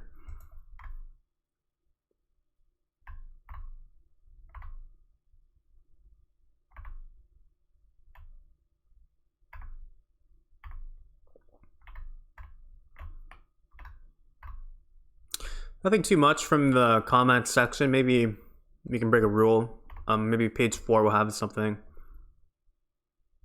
Okay. It looks like I kind of predicted this, but they predicted it way before me. I might as well tell you what I think it means. My best guess is that it's hinting at an extended part of the tutorial or an opening cutscene in Dex Labs. This was posted September 5, 2016. When was the trailer posted. This was okay. So this is posted July 7, 2017. So this is like a year before the trailer came out. My best guess is that it's hinting at an extended part of the tutorial. So either two things is that well, part 2 is correct. Now, what I want to believe, what I'm hoping for is that part 1, an extended part of the tutorial where you can move around, is actually going to go happen. It doesn't mean it's confirmed, but it would be nice. Yes.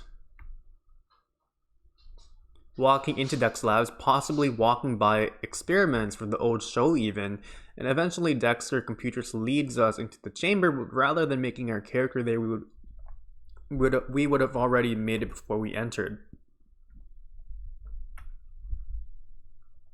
So I think what this guy is trying to say is, like, when you create a new character, right? You create your character first, and then you walk into Dex Labs with your character, and then you're sent into the time travel experiment. But if you actually watch the trailer, it shows you the opening cutscene, and then and then it my nose is kind of itchy right now, and then it leads you into the character selection screen.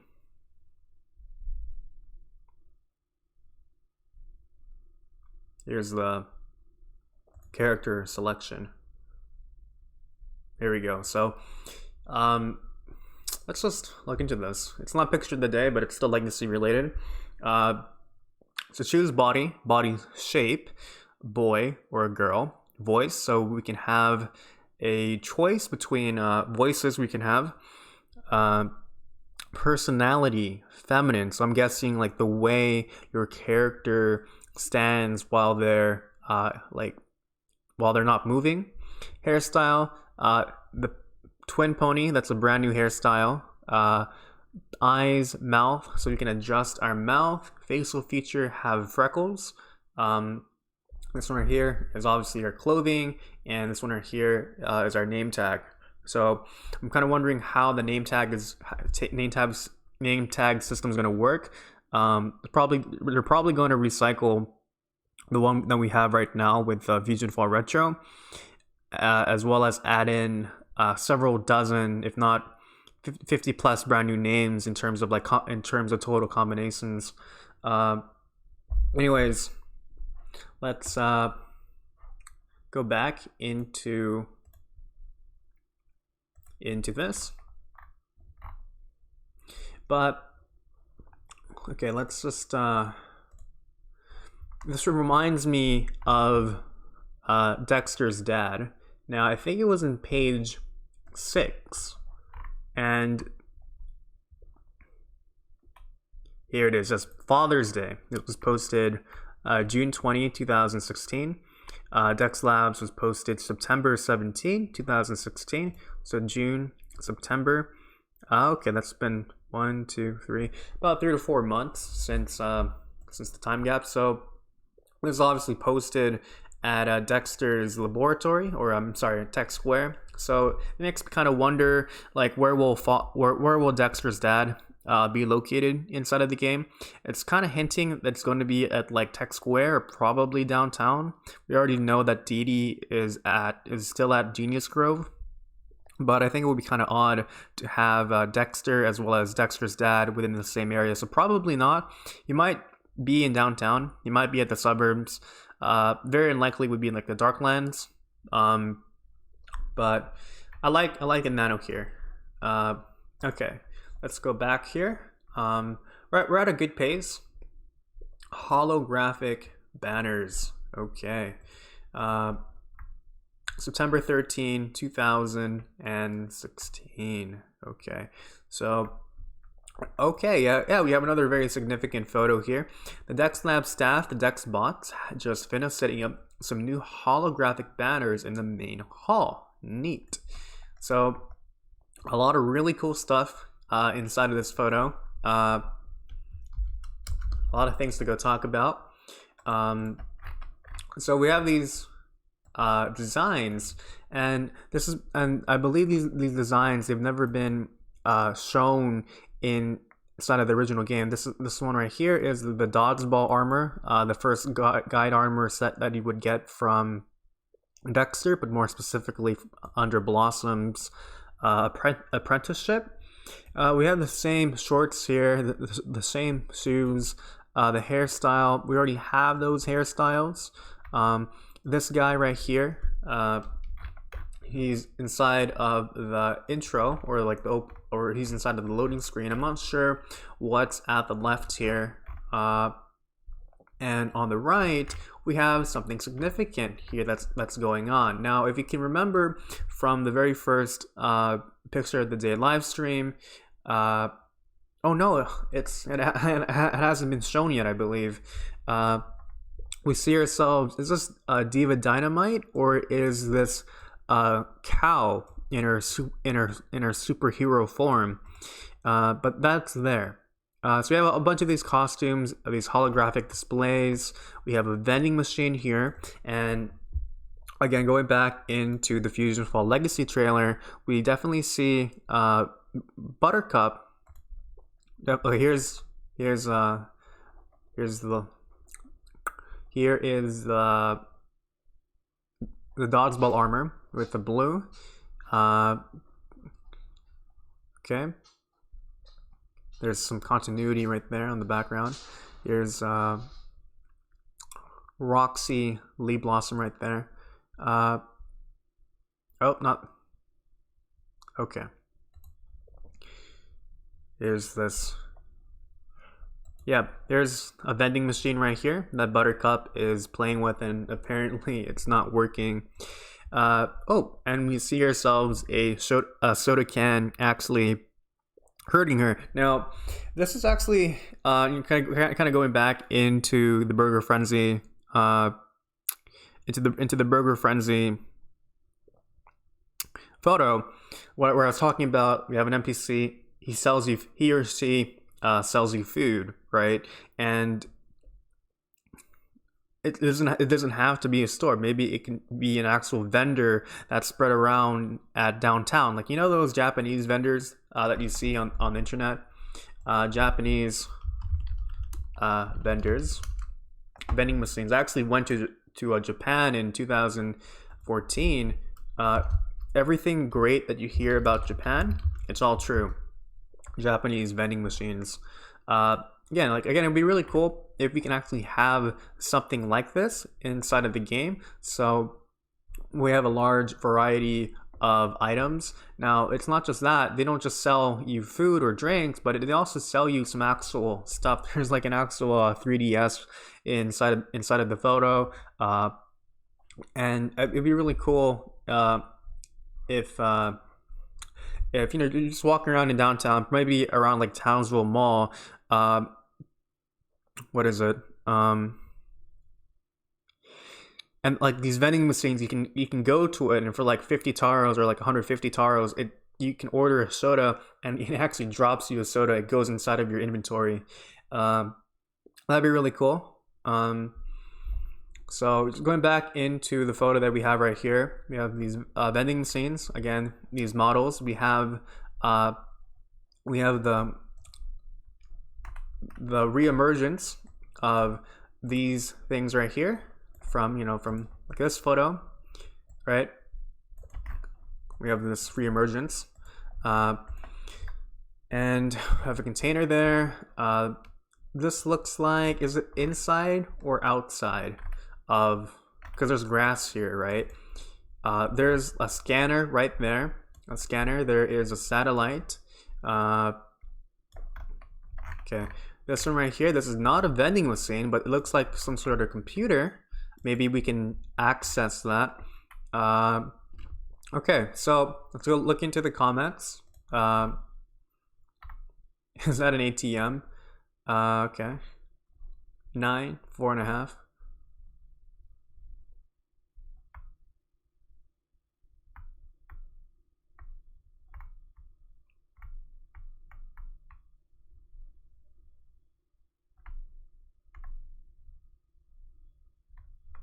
Look at these banners. Look at them. Will they change randomly? Can they change randomly? I think what's going to happen is that they're going to be static. Obviously, we have this text here, right? So it might be going up and down, or probably it's going to transition. So these outfits are going to go change and be animated. Probably going to be static, probably going to be animated. In terms of like efficiency, it's probably going to be static, so you don't have to go put in that much work for small details, but it would be nice to have that animated where they can actually change their outfits here. And not just that, like it's actually these outfits are advertised everywhere in downtown, right? So like while you're at City Station, you can, you know, while you're at City Station, or like while you're taking the slider, you know, when you're inside of the slider, right, you see these like screens on the slider. It'd be pretty cool if you can actually see these advertisements inside of the game. It's not just clothing advertisements, but it can actually change into other stuff as well, such as I don't know, like like a scam from Eddie, and if you can click on it, which you can't, it's actually that'd be pretty cool to have. Why is there a floating D? Earnings.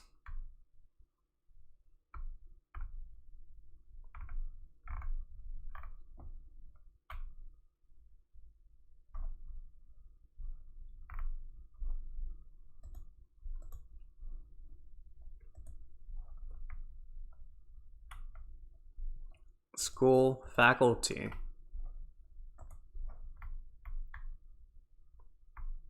Okay, so September 16, 2016, this was posted 8:25 in the morning. Be happy and be nice. School faculty trying to be hip with the kids is the worst, and it's no different here at Pokey Oaks Junior High. Now, for a moment, I actually thought that it was at Charles Darwin Middle School. It would make more sense because, you know, it's a middle school, but there's also another school which is Pokey Oaks. And isn't junior high like the same thing as middle school? Okay, so infected locker zones. We see this meme format, and ironically enough, we also have the same format here with our Discord server logo for the infected zone. So another plug. The Discord link is inside of the description. Please come by and check us out. So yeah, we have this meme format here. I don't know who this guy is. No, yes, I do remember who he is. He's that guy. He's the principal from Grim Adventures of Billy and Mandy. So Grim Adventures of Billy and Mandy cast.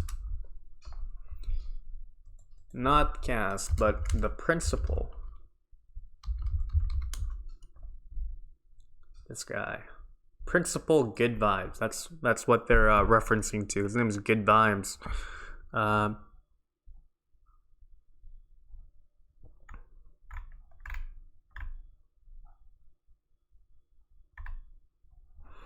Okay.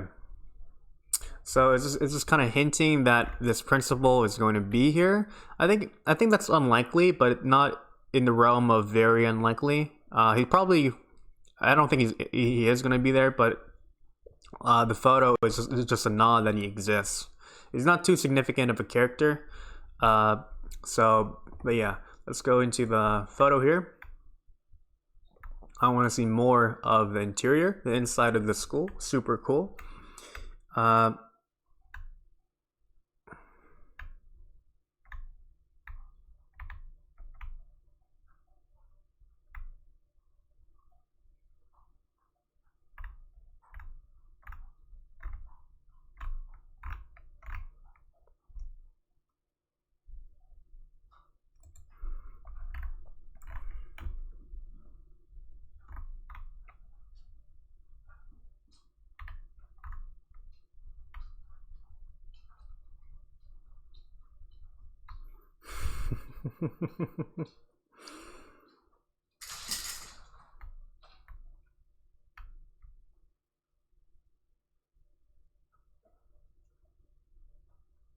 Ah, yes, this was happening during the Pokemon Go thing. Okay, it's been an hour. Uh, yes, I remember this episode. I actually recently watched it. Uh, you can watch it on YouTube. It's called Hip Hop Potamus. It's a nice short episode. Now,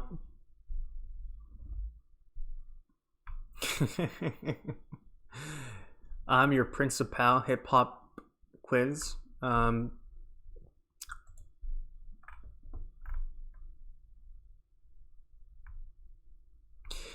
a good question. Are we also supposed to race inside the interior? I don't think that's going to happen. This pretty much confirms that the school infected zone from Pokeoaks North will have an entrance. School infected zone from Pokeoaks North will have an entrance to the inside of the school. You do wonder what could be there, huh? That's been confirmed for a long time. Interior. Okay. Now, I think what's going to happen here is a fusion is going to probably be hiding inside of this area. And I know for a fact that the development team is making a lot of efforts to create a lot of variety with the fusion layers, because with what we have right now, where, for example, when you go inside of a fusion layer, we have like 3 to 5 recycled layers where it's dark and occasionally there's water. And so maybe what's going to happen is that this is going to be a fusion layer. Probably 50-50. But yeah, that would be cool. And you can actually have some fusion monsters inside as well. And this is probably going to be a place where you're going to do a nano mission as well. So probably maybe for like every nano mission, right? It doesn't have to be that dark and scary cave.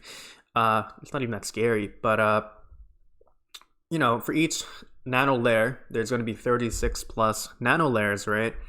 It has its own unique design. So maybe since this is at Pokeoaks North, we have like Fusion Welt as a nano, right? So maybe this is where Fusion Welt is hiding when you do like that level 6 or whatever nano mission it is, and he's inside of the school building.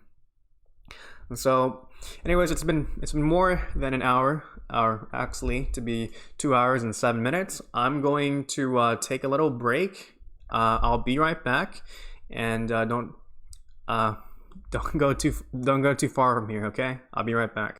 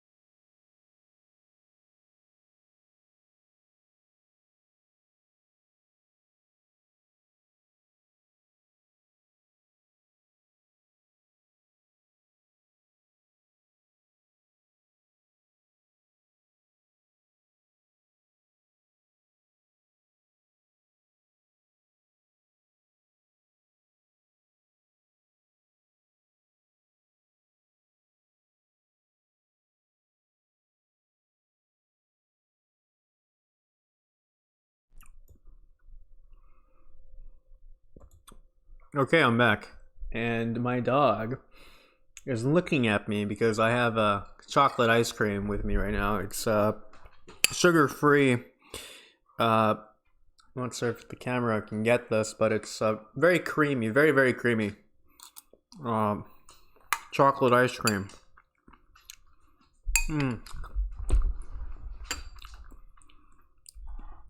Probably should have got the ice cream after the live stream, but I'm feeling I'm in the mood for some ice cream right now. So my mother, she was eating chocolate ice cream, and I'm like, yeah, I want to go eat. I want to go eat some. Okay, so let's do a quick mic test. Okay, so let's do a quick mic. And the mic is working. Okay, good. How am I gonna go balance this delicious ice cream?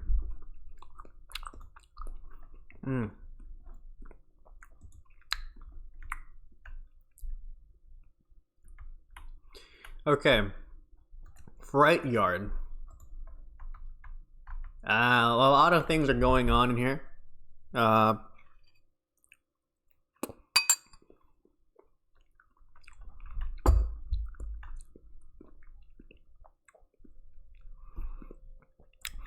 The Fright Yard in Orchid Bay is a labyrinth of shipping containers. Even we've gotten lost in here a few times. Okay. All right, so there is that lighthouse, and we have a terrafuser here.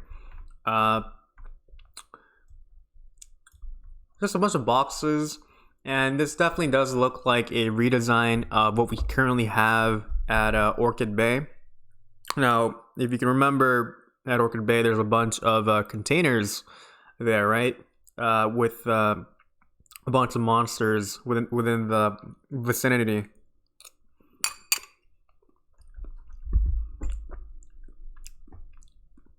So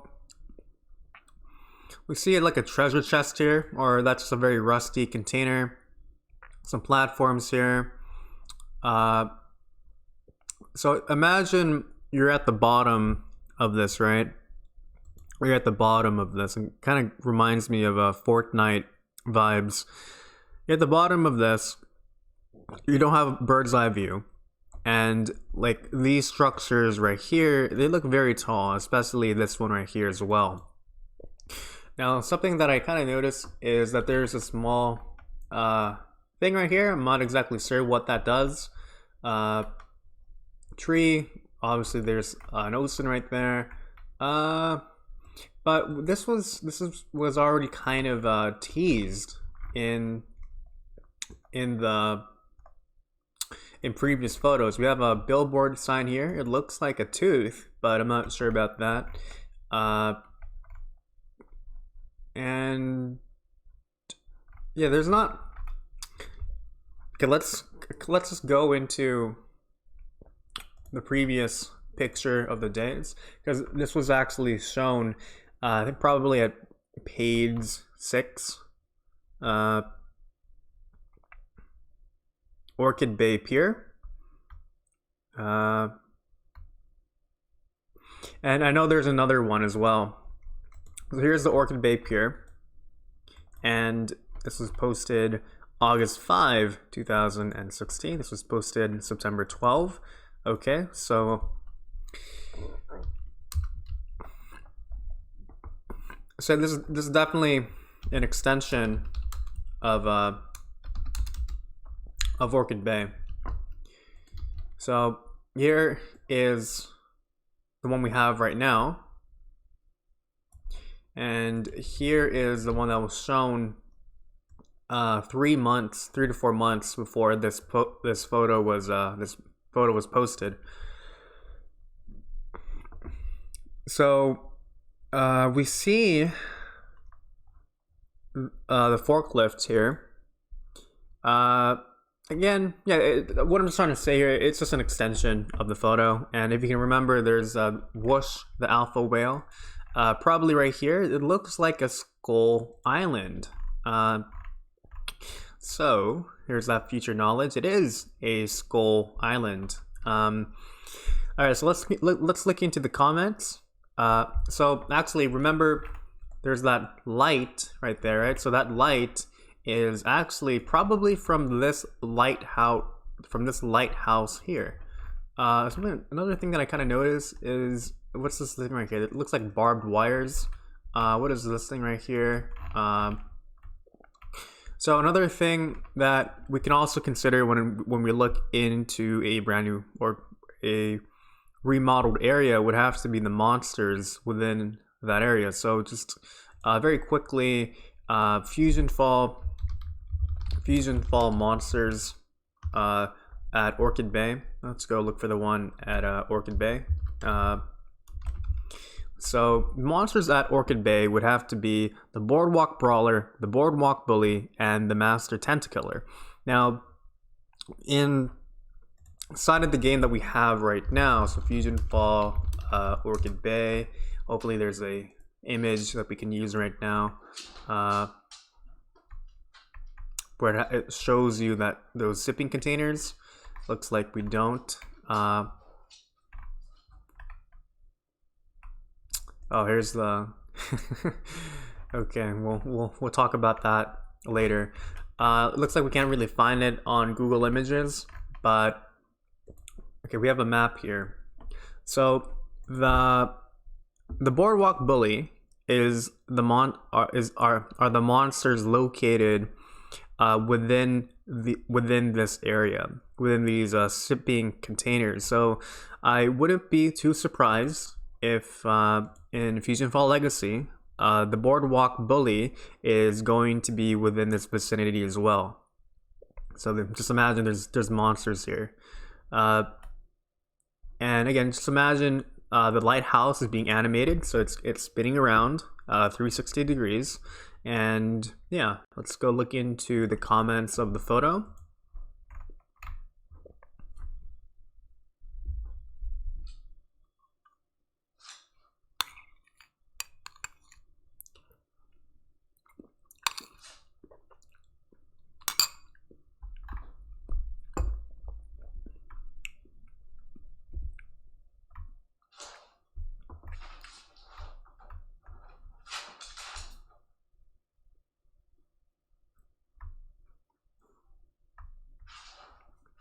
Yeah, it looks like an Axo maze, right?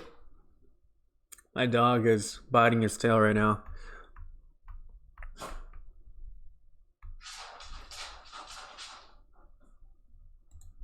Something's itching with him.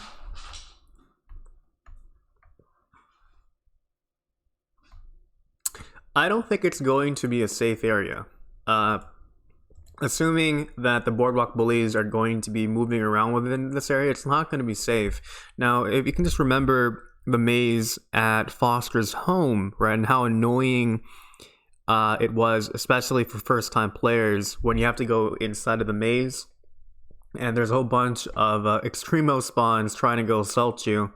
I think that's exactly what's going to happen inside of here, right? You have a bunch, you're walking around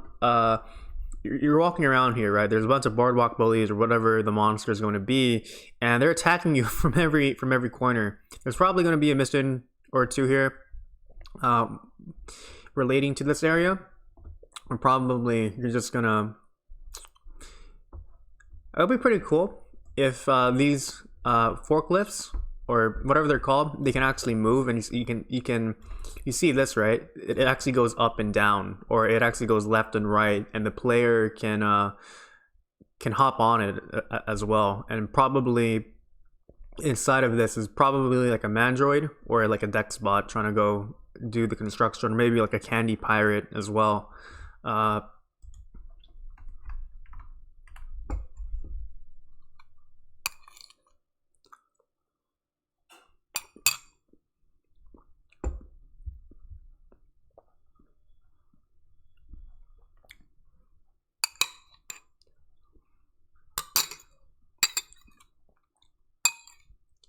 Hmm. Hmm. I feel really happy right now. Hmm. Go up. Place it here. Okay. But indeed looks amazing. I noticed that portal in the background and two arrows on the right side for parkour or something. I don't know. The place looks amazing. It may not be an infected zone, but parkour would be fun here, especially if it's like the FusionFall Legacy houses shown where you can maneuver around them. But do the same with the lighthouse. Anyways, nice work, devs. So, two arrows on the right side, portal, and two arrows on the right side. There's a portal. Where is the portal? Two arrows on the right side. Where are those two arrows? I don't see. Oh, here are these two arrows. But where is the portal? I see a fishnet here, but we have these two arrows here.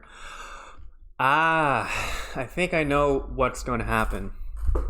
Okay, so we have these fishnets here, right? Now, something that an unused mechanic from the game, which can be found at Debug Land, would have to be. Let me go. Better for me to go show you. Let's go look for a video of this. YouTube FusionFall Debug Land, and here's a good video right here. It was posted 2012. There's an interesting mechanic. Here it is. Here it is. So you see this, right? See this stuff right here. If you go on it, you can actually be attached and move around. So these mechanics are definitely inside of the game, and I wouldn't be too surprised if they can actually reuse. They can actually use these assets inside of the game. So just one more time, let's go look at it again.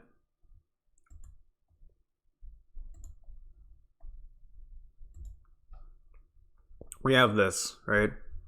So what I'm thinking what's going to happen, or maybe I'm just overanalyzing it, is you see this, right? You see these fishnet. Maybe they might reuse that parkour mechanic, or what's that called? Where you just attach yourselves to the structure. My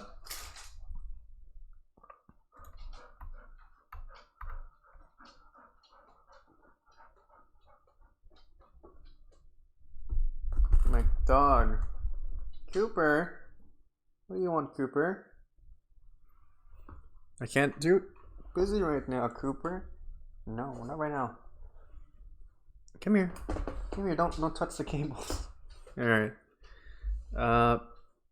Yellow. Hopefully I can see him in the camera. No, you can't see him in the camera. Okay. I have an idea. I want to show you guys my dog. His name's Cooper. Come here, Cooper. Cooper, come here. Okay. Hopefully you can see him. Here he is. He's a chow chow.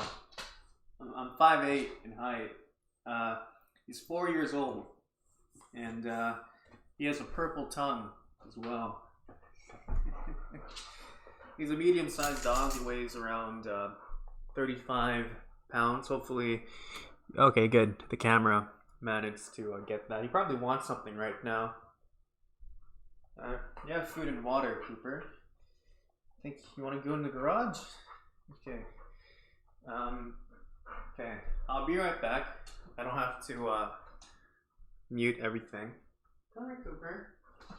Come on. Come on. Come here.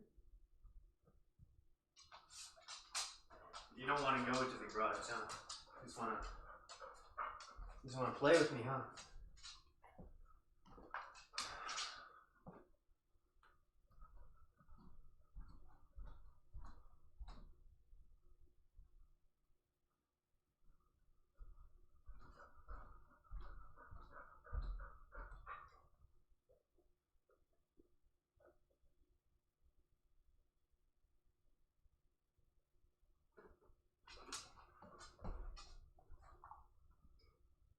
down.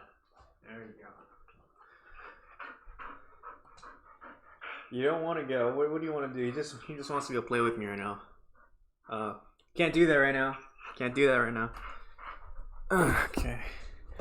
No, don't go there. Don't go there. No. Okay. Cooper, come here. Come here, Cooper. There we go. Just sit down. Sit down. There we go. Okay. He's a very hyperactive dog. It's 2:23 in the morning, but he he likes to move around. He's also very, very social. Okay. What was I talking about? Hopefully it doesn't interrupt again. By the way, is it just me or those palm trees look a bit random? I certainly would have sawed down the one next to the crane. It just seems to me that it would impede the crane's movement horribly and would actually be dangerous to the loading crew. There's a palm tree. No, Cooper. He wants to go eat the ice cream. No, it's chocolate. You can't have that. Okay, hold on. I'll be right back again.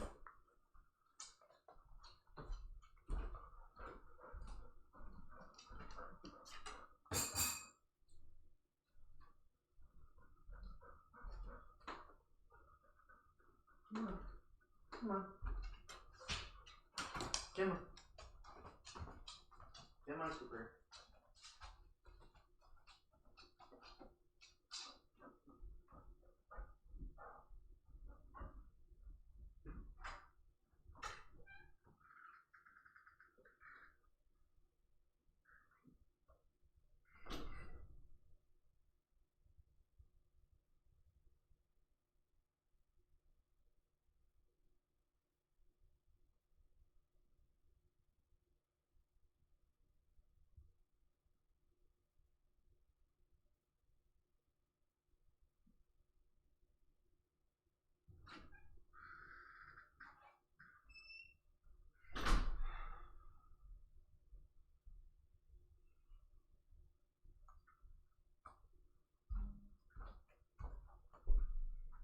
Okay. I put my dog into the garage. Yeah, we were talking about palm trees.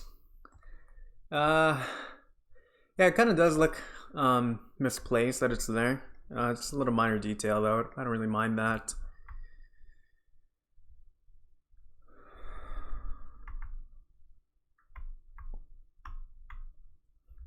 Speaking about the first guitar, or the first Van Halen's guitar, right? Okay, let's go into the Universal Item Guide. The link is inside of the description. And let's look into the ultra rare weapon sets. Oh wait, I did something. I did something wrong. I should have. I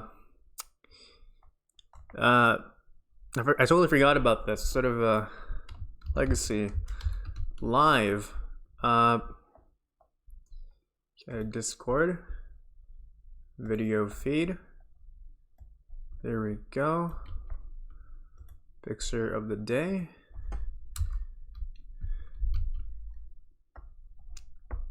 And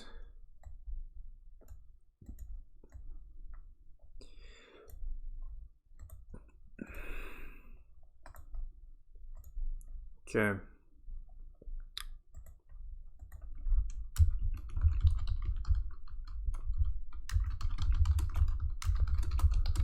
Okay.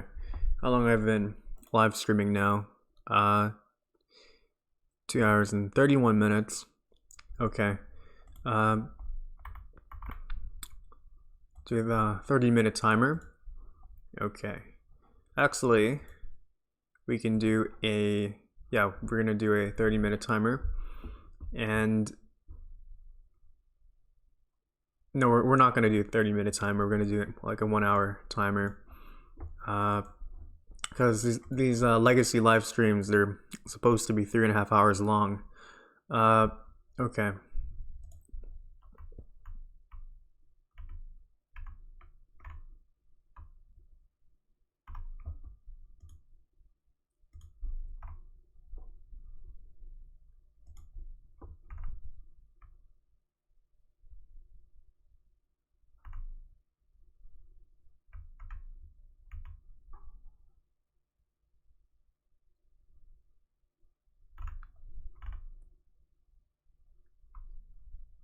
Yeah, how do the shipping containers actually get here? It'd be nice if it wasn't just cars inside of the world of FusionFall, but it'd also be nice if you can also have trucks that carry these things, and you can also follow them, and not just that, you can be on top of them, and and since they're trucks, and you think of a truck driver where on average they usually drive 8 hours a day. They could do something like that where a truck is at City Point, right, at the first place when you go enter downtown, and you can just be on that truck and it leads you directly to the Orchid Bay. That'd be pretty cool, and a great attention to the small details. I can already imagine someone making a video about it right now.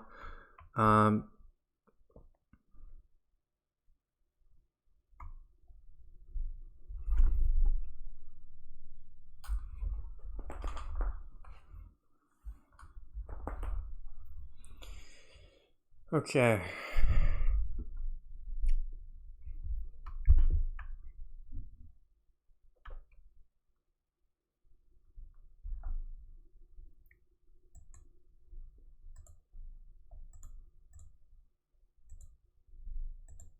Fright Yard. This was page 6. Boggy shorelines. September 18, 2016. Journal entry 1. I've arrived here to find the place deserted. The thick fog prevents me from seeing the shoreline.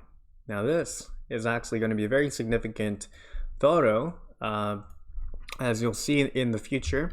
Now, this is great. We have rain, right? Imagine this photo is animated. We have rain. Think back to the Larry 3000 Nano video where it was displaying rain at Goat's Junkyard. So I would imagine this is raining. There's some stuff right here, probably like some small stuff that you can see under the ocean, and rocks growing. No, a tree growing on a rock. Okay.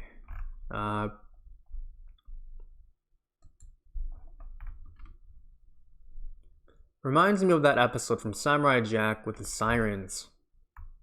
It does have that nautical theme to it. Looks like Orchid Bay gone wrong. Yeah. Fog animations. And now a little foggy shoreline breakdown. What is this? Okay, I can't display I can't display that. Okay, yeah, thank you, Lord, for this photo. So yeah, this is another old photo back from I think September, and we have this structure right here. And I brought this up in the last live stream and 10 to 15 minutes ago, and yeah, it's relating to this structure. This glimpse of the area that we see here right now. Could it be Monster Island?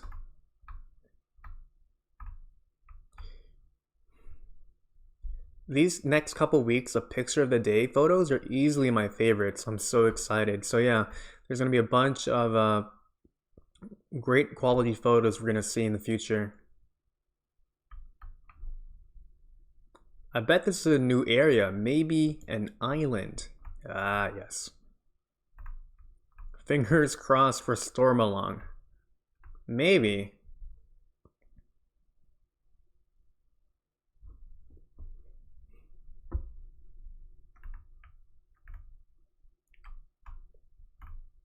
Water, that is in the sky.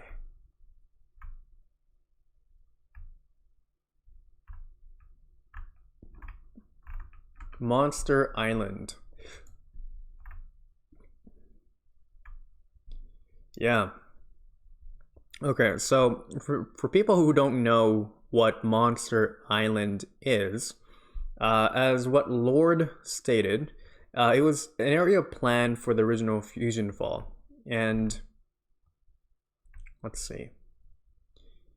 And the in-game map has a skull shaped off the coast of Orchid Bay. What's Monster Island? It's Monster Island. Woo, great answer. Monster Island is an island from the Powerpuff Girls that lies off the coast of Townsville. Monster Island is the home of all the giant beasts that the Powerpuff Girls fight, where sometimes said monsters wander off to lay waste to Townsville. It is first mentioned in the episode Super Zeros, in which the monster Steve explains to the girls that the monsters there make a practice of challenging the girls being proclaimed heroes if they return alive.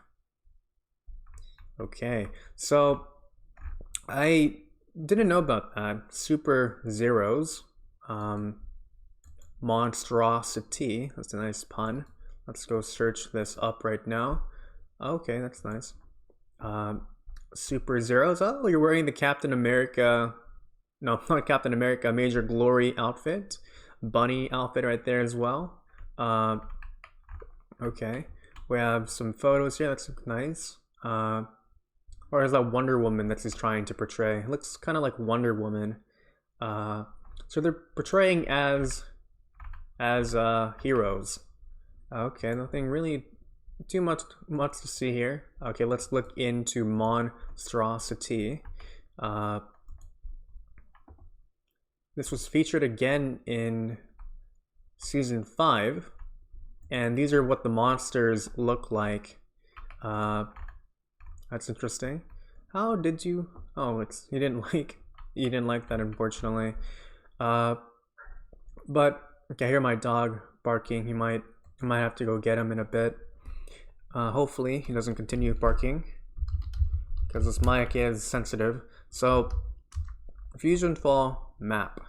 Now, areas. Now there's this really cool. Oh, this is not the best map because it cancels it out.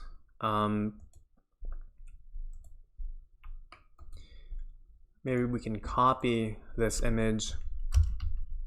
Okay, so what we have right here is this Skull Island, right? And we have Orchid Bay right there, and I'm gonna give you that spoiler. It is the Skull Island. Now, hear my dog barking again. Okay, I'll be right back, because I know that if he barks, he's gonna continue barking. Yeah, I'll be right back.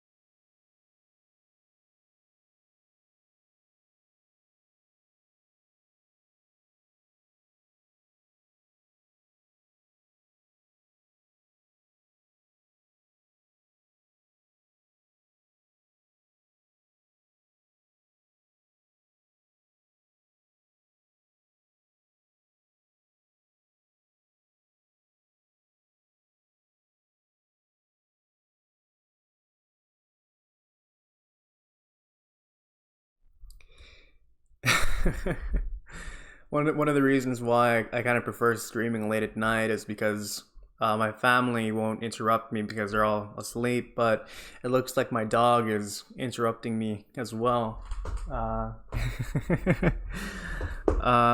Anyways, so yeah, we have this skull island here. Probably it's Monster Island, and also interestingly enough, this is where Tech Square is located as well. Now, going back into Monster Island, there's actually a unreleased game soundtrack of the place. So let's just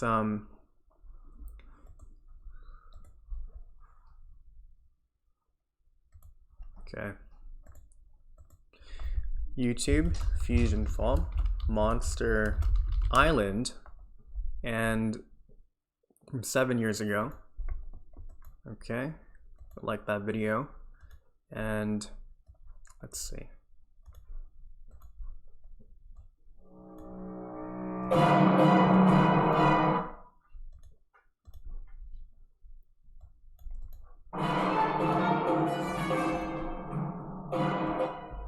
Okay, I'm gonna. Yeah. Oh my god! Oh my goodness! I just realized like the desktop audio is not even producing sound, and there's that oof moment when I was showing the SpongeBob video. So I do apologize for that.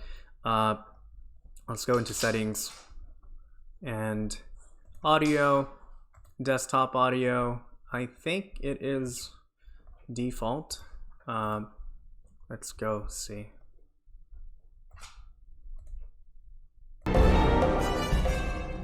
Very loud. Yeah, here we go. Okay, I'll go turn off my mic so you can listen to this to the soundtrack. Mic.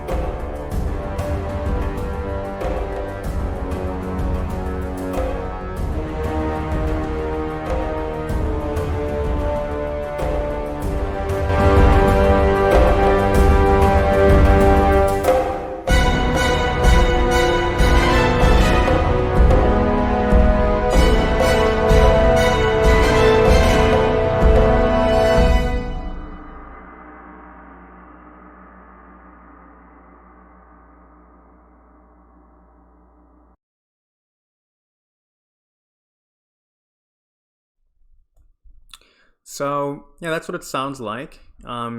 Search up Monster Island FusionFall, and you're gonna go quickly find it.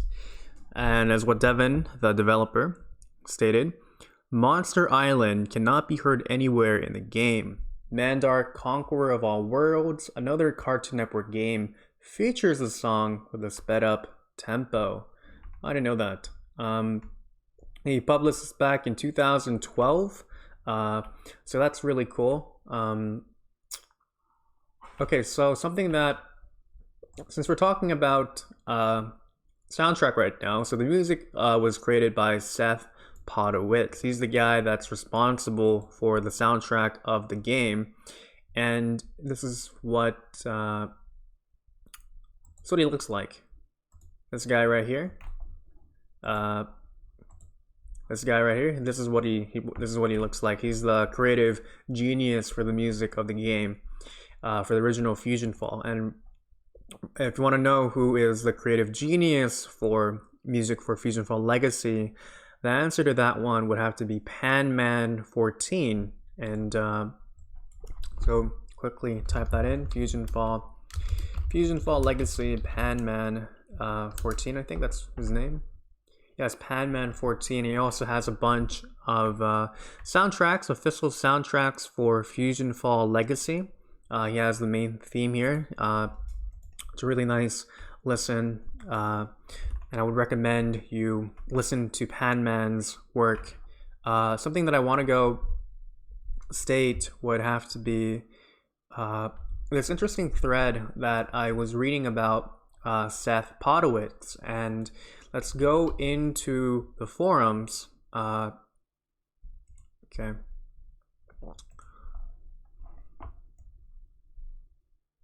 Let's go into the forums and let's search for Seth Podowitz. And yeah, here it is. Here's a very interesting thread. I got into contact with one of FusionFall's original composers.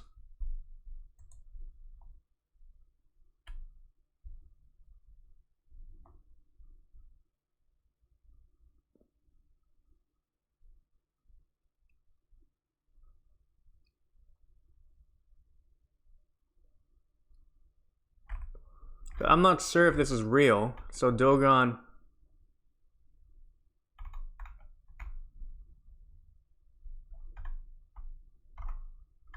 has commented about this.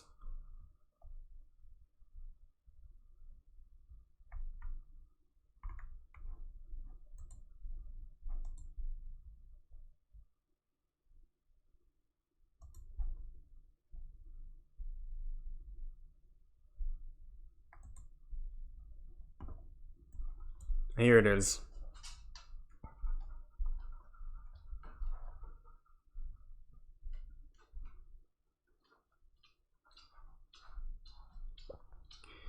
Yeah, so let me see if we can find the link to this. This happened in 2016, December 31st, New Year's. So here's the proof. I believe we contacted him on LinkedIn, and he has this very relatively long and insightful message he sent. So he has a LinkedIn. As to your questions, let's go look into the question that he sent. So Wissless Ben, he asked him, to what extent were you influenced by the existing music from CN series? Did you attempt to incorporate their musical styles, or did you simply adopt themes from those shows into a unified style for FusionFall? If so, what was that style? Your own personal style, or a generic video game style, or possibly a kind of musical equivalent to the animesque style of the visual art? So he replied, he stated, as to your questions, my work on FusionFall began with me creating a demo for the main theme for the game based on direction from the producers of the game at Cartoon Network. The overall style of the music for the game was based on what I did for the main title, which was a combination of kind of epic orchestral scoring, sci-fi, fantasy, adventure, and a quirkier, playful vibe that includes interesting electronic sounds and textures. I was writing music primarily for specific areas of the game, as well as action, fight music, each tying into a character or setting from the Cartoon Network universe of shows. For example, there were two areas of the game that we used the theme from Dexter's Laboratory. One was specific to the character of Dexter, the other was the game's science district. In the Dexter area, I used the theme and orchestrated it into the style of the game. The music for the Science District was an entirely new piece, but I incorporated the Dexter theme into the piece in one section. Pretty much all of the music that incorporated themes from the existing Cartoon Network shows worked in one of those two ways. That covered everything. I'm happy to answer if you have any additional questions. Happy New Year, best Seth. And the guy also responded as well. So that's great to hear. This is the official and I believe the only composer of the original FusionFall staff. He has a LinkedIn, so it's very interesting. Not a lot of people know about this. You gotta dig into the forums to find these unique gems that are being lost in history. Anyways, let's go into, where's LinkedIn? He's right here. This guy right here. He has you have to create a profile to get this done. He has a Twitter, and he also has a IMDb, and he has his own website, Music to Media. That's really cool. Credit list. Let's go Control F. FusionFall. He was also behind FusionFall Heroes, and yeah, that's great to know. That's really great to know that we have this guy, and forever his work will be eternalized with the fans of the community. So thank you to Seth Podowitz for the incredible music that he made. Another piece of music would have to be, outside of Panman 14, would have to be from Dex and some numbers, FusionFall Legacy music, and his name is Dex7322. Now, this music has been canceled. He also has a variety of other music. Now, we're not exactly sure if the music that we see here is going to. So we have Suburbia, The Future, Character Creation, Summerland, Hookslides, Country Club. This one is a nice, a very nice thing to go listen to. Since it's short, let's try and listen to this one right now. I'll go turn off the mic.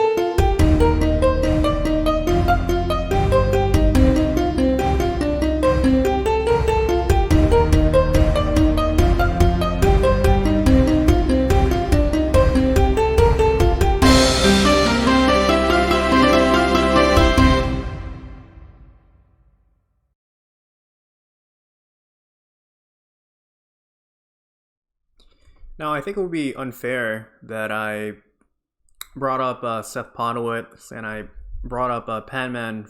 I brought up Seth's, or Mr. Podowitz. I can't pronounce his last name. I brought up the original composer's music soundtrack with the Monster Island, as well as with the former composer, which was Dex. I might as well also give us a sample of Panman 14's work as well. So go turn off the mic as well.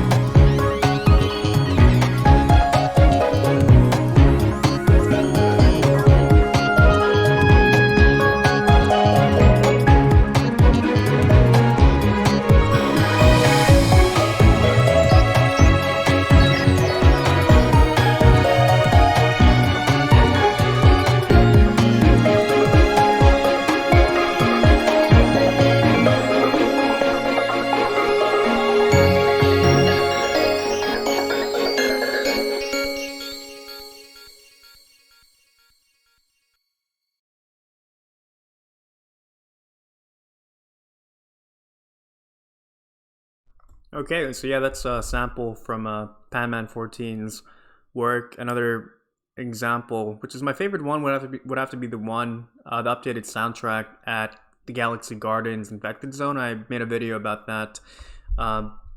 Probably should have chosen that one instead, but check it out if you like to go listen to the Galaxy Garden soundtrack. It's not on his channel for some reason, but yeah. Okay, so let's see.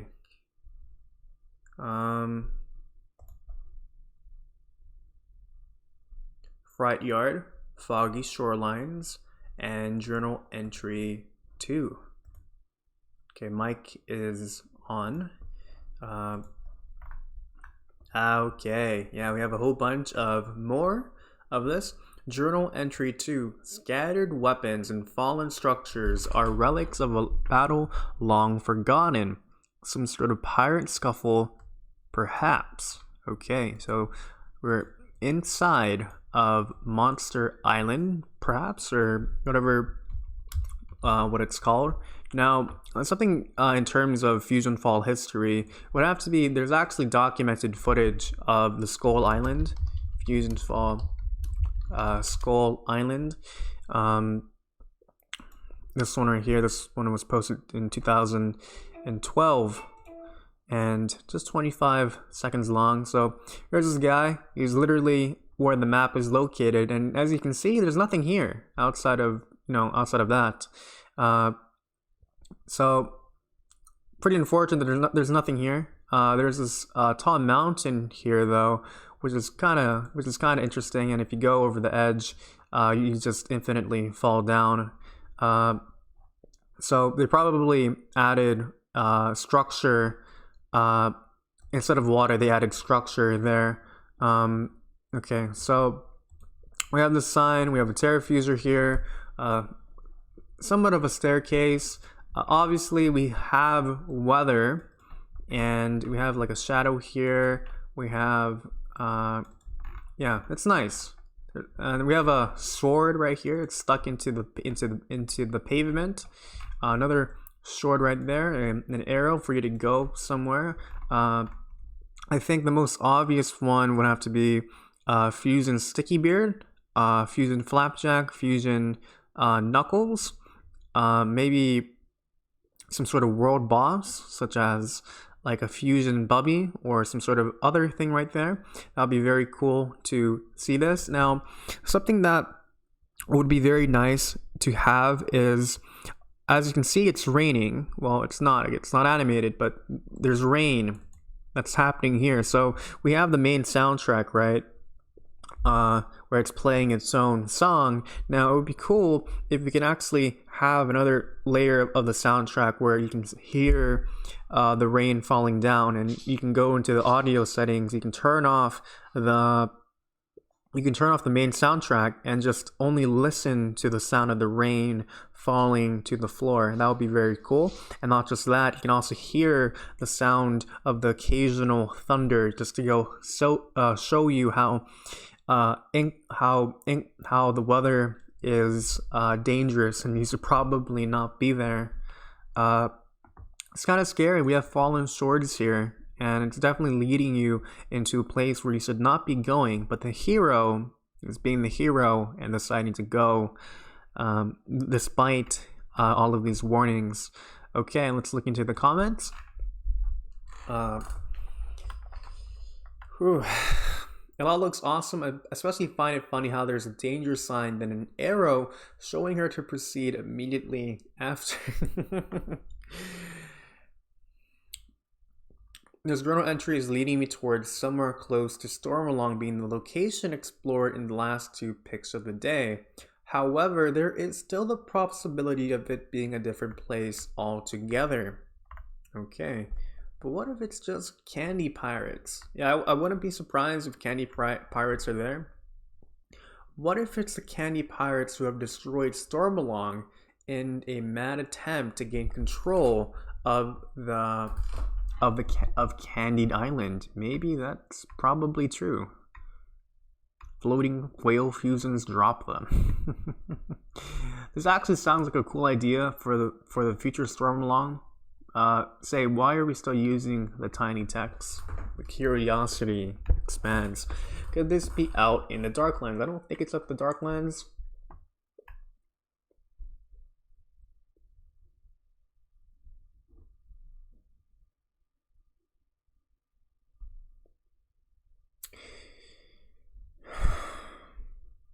You see that Z at the top of the stairs? Okay, there's a Z.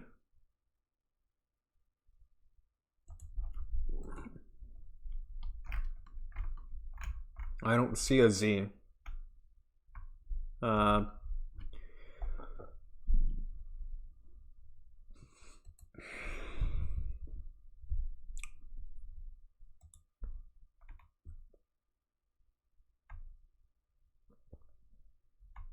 Mike Liu and OG have pirates, where Sir sounds like Stormalong.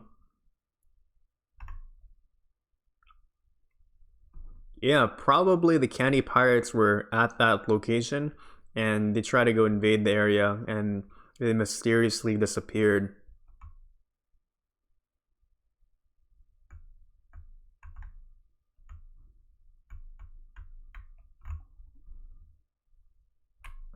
Yeah, it doesn't look like Stormalong at all, since when does Stormalong have rock pathways and mountains? So yeah, that's a very big brain comment from CT Stevie, CT Moose. Because again, like when you think of Stormalong Harbor, there's no mountains. It's just, well, that's kind of creepy. Stormalong Flapjack, Stormalong Harbor, right? And this is what Stormalong looks like. It's just a harbor. It's supported entirely by wood, so you don't see any mountains there. So it's very unlikely that it actually is Stormalong Harbor. Now, speaking about Stormalong Harbor, there's actually a developer. His name escapes me right now, but it's okay. We can actually find. We can actually go find out his name right now. So let's go into the forums, and I believe this guy was responsible for Stormalong Harbor, and let's go into FusionFall Legacy Game Masters, and let's who is the, yes, it's from Zenpok, by user Zenpok, Stormalong Harbor, and he posted this way back in 2016. Now Zenpok, he posts extremely rare, so he posted this in the FusionFall fan work, so kind of take this with a grain of salt.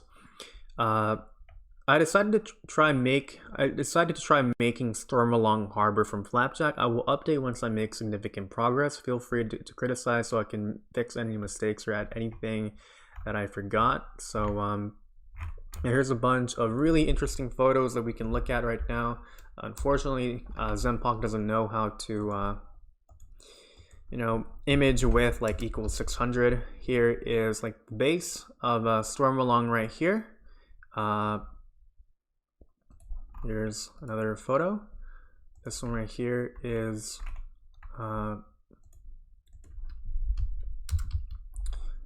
of the base. Here's a ship.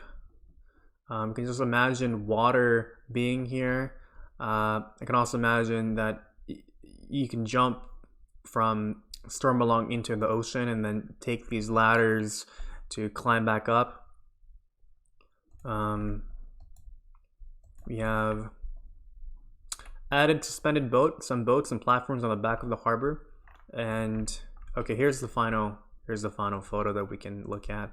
It looks like he's just adding much more progress. So here is the boat. Here's a anchor. This looks really nice. Now I don't know anything about 3D modeling, so at least to the person who has no experience, this looks very nice. And it makes me kind of wonder, how do they actually develop these things inside of the game? You have a very talented developing team. And again, just to go repeat, He posted this at the FusionFall fanwork, so it's not necessarily going to happen. But again, Zenpak is the dude responsible for the 3D modeling of the game. Okay.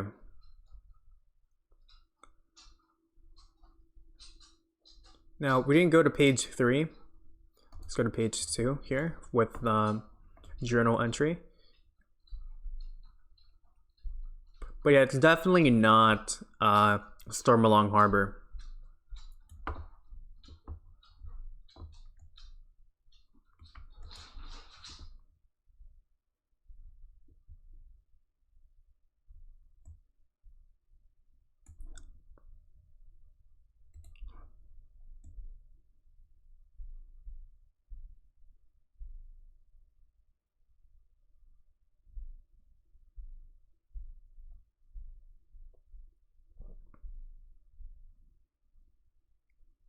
Yeah, this guy is right on the money, and this is definitely Skull Island. Man, you're gonna be really surprised once you see like the next few photos.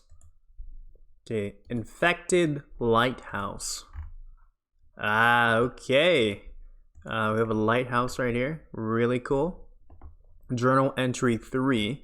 In order to chart out the shape of the island, I've decided to scale the infected lighthouse for a higher vantage point. September 23, 2016. Okay. Wow.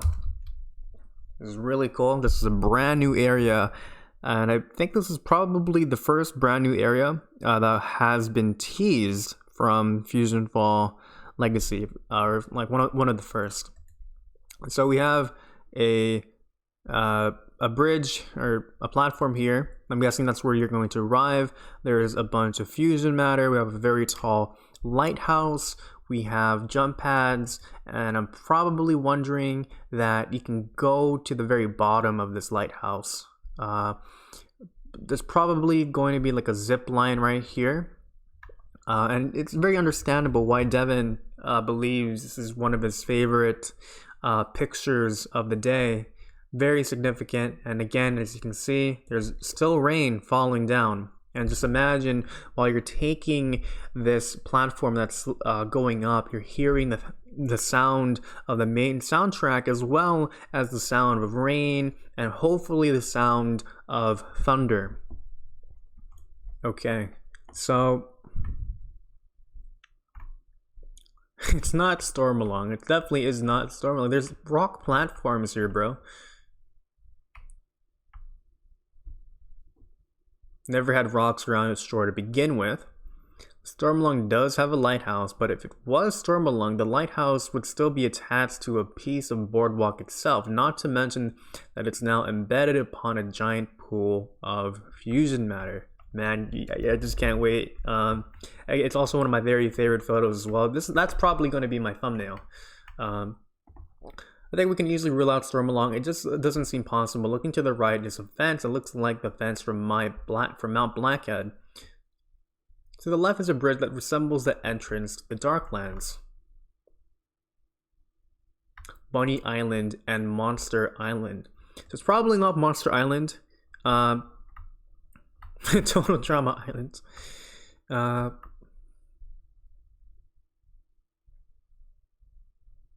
Okay, page 2. Skull Island. Yeah, this guy has the money.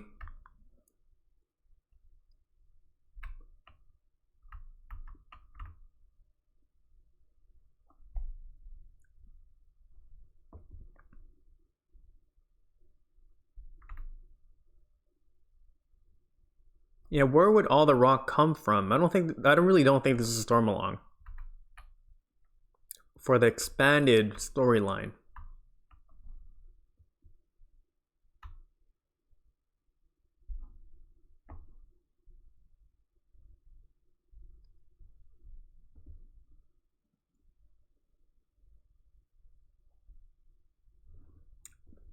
Rumored destruction of Stormalong Harbor.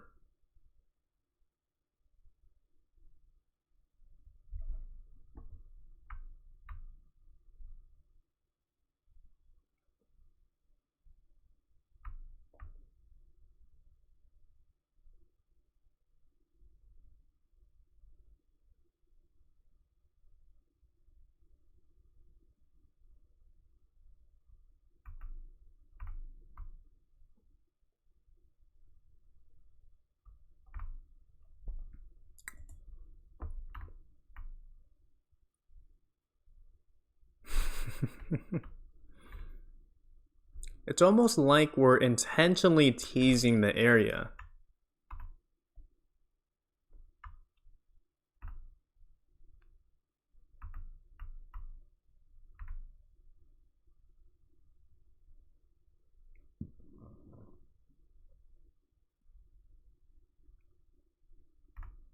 Or is this Bling Bling's Island from Johnny Test? And we're gonna find out real soon. Okay. Transmission lost. Oh, transmission lost. Okay, here's another really cool photo. Transmission lost. We have young Ben here.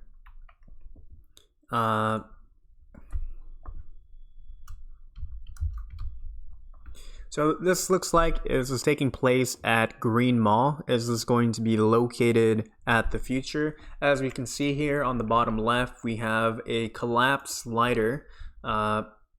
This one right here. These are floating rocks. Now, remember the future tech square video? If not, I'll go show it to you. Okay.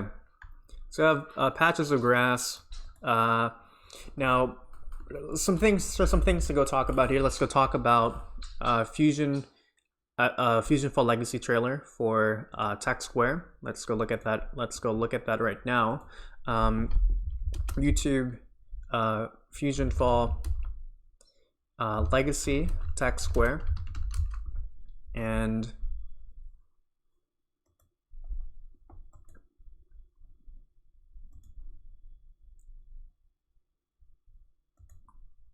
as you can see, there are rocks floating in the sky, right? These rocks are floating. The clouds are moving. It looks really dark. And even while you're playing around, we have that updated infected zone in the background. The rocks are rising, and it looks incredibly bad. The fusion, the Terra fusers are huge. They're massive. The collapse of Tech Square, Planet Fusion is super duper close, a lot closer than from the future. Sliders are completely broken. And here we have ourselves Tech Square in collapse and in ruined. This is going to be really super duper cool. But yeah, I recommend just typing down FusionFall Legacy Tech Square.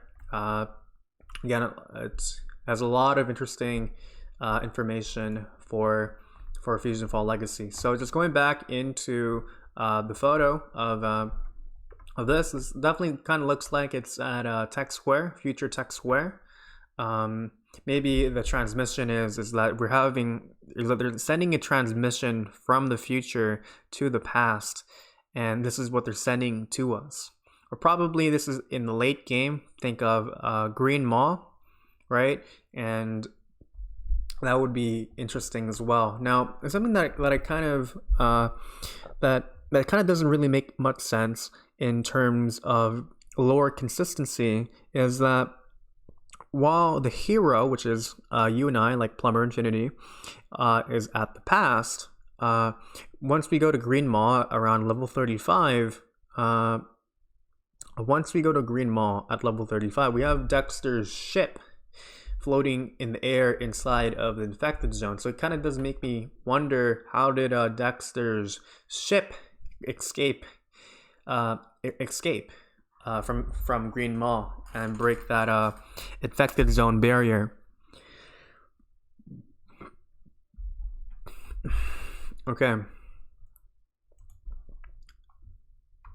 Now, another thing that I kind of want to mention, the last thing that I want to mention would have to be the young Ben here. We already have that shirt inside of the game files as of right now with FusionFall Retro, and just going back into the Universal Item Guide. The link is inside of the description. We have ourselves where is it? The Omniverse Tee. We already have that t-shirt inside of the game. That's what I believe what Ben is wearing. You can get this from the Fusion Mega Echo Echo raid boss at the precipice or at the no void. So I want to go bring up one of Devin's work from I think 2013 or like 2012. Let's go into his gallery, all of his deviations. A long time ago, here's a drawing that he made back in 2013, April 13. Really cool.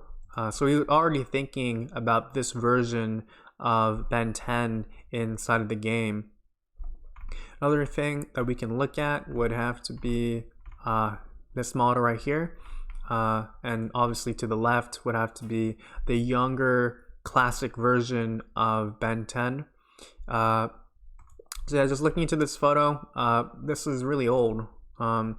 Posted way back in 2012, and I think this was roughly around the time when FusionFall was about to go shut down. So this is ancient in terms of our history. 7 years old. A lot of things have happened in the last 7 years. So that's really cool. Dexter's ship, this looks like it's at a future tech square. The rocks are floating up and down. It'd be pretty cool if a glitcher can actually get on top of these rocks. Or it'd be also be really super duper cool if a mission involves you to go from this point, right, to and like float yourself on a like get on a rock and then float to Dexter's ship. So you go on one rock, right, and then you go on to the next floating rock, and then eventually you're gonna be on top of Dexter's ship, and on Dexter's ship there's probably going to be some fusion monsters as well, probably like the Scoria cephalopods or like their cousins, which are found at a Green Mall, level 35. But again, that would be really cool, and I can already imagine it that some glitcher is able to go from the past to the future and actually get on top of this ship. I'm looking forward to that video. Probably going to be my friend Sane Rinfall and his BTAC exploration glitz team, bug testing and capture. I forgot the full name. BTAC though. All right, so the only thing I can get from this is that in the future we got a good look at Ben's new model. Now, okay. It's Battle of Tech Square, very possible since Ben is inside of the image. Yes, if you can remember, when you were doing the tutorial, you had number 5 and the Ben 10 Alien Force Ben seeing you. So, okay, this looks stunning. Perhaps this is a cutscene. Dex Lab's air carrier could be shot down, and this is taken just before that. And this is very popular as well. It has 18 pages of information.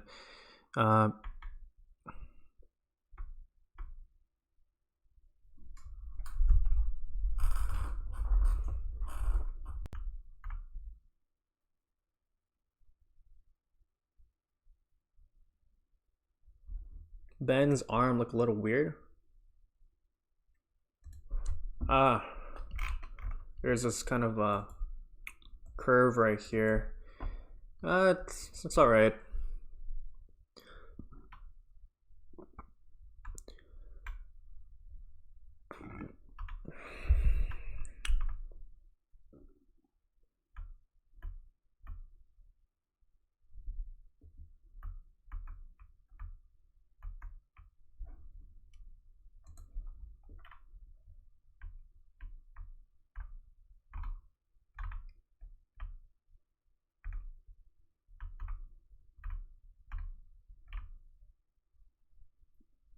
Yeah, does anyone think this is a cutscene? Ben is standing in an awkward position. Maybe he was running and stopped to look back at the ship. So, assuming this is like a cutscene, when you're doing the tutorial or like when you're doing the Battle of Tech Square, there's a cutscene where maybe Dexter's ship explodes, or maybe in the tutorial you're just gonna get on the ship. Remember when you were on Dexter's ship, right? You took the scamper to go escape the area, and Samurai Jack was there, number 5 was there, number 2 was there, Buttercup was there. So yeah, okay, let's go into since this is a very popular thread, let's look into page 4 and 5. This could definitely be a cutscene, but I'm thinking more of the lines of the new tutorial of the game. You know, when Ben and number 5 meet you in Tech Square, the future, and teach you the basics of combat.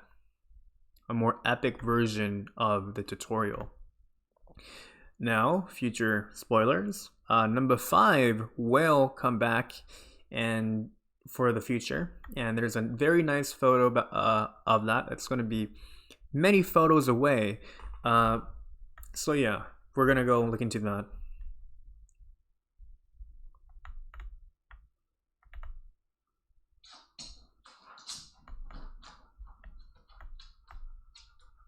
Major far distant future vibe from this.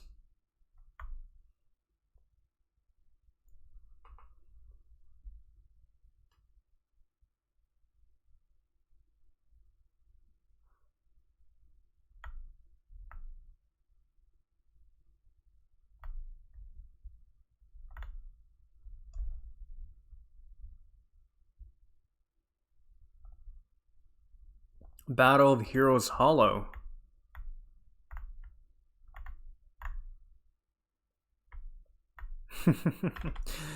Wanted to just look cheese up, and again from earlier around in the live stream when we were looking into the Dex Labs interior where the nanos are created, we actually do get to see cheese trapped inside of a cage, of a electromagnetic cage.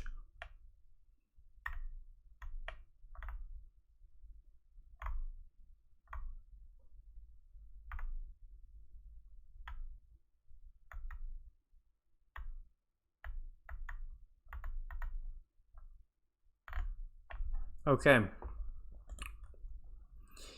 And we have ourselves, oh, it's been, okay, 5 more minutes. Okay, looks like we're gonna probably end on this one or this one. I kind of want to go extend it. I kind of want to, finish page 5.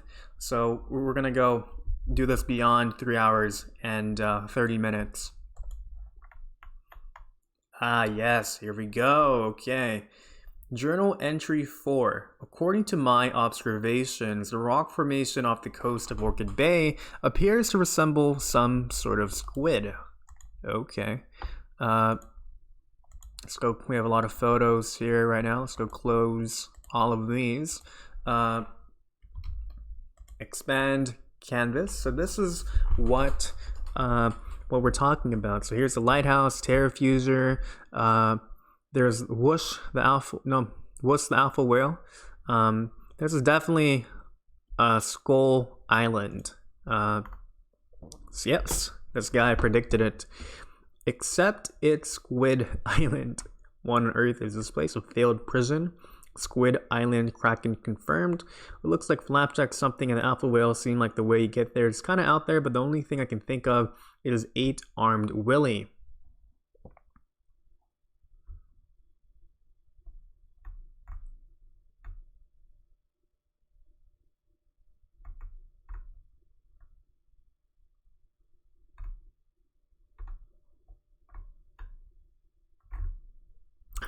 I think I found the concept art of this area here. Look.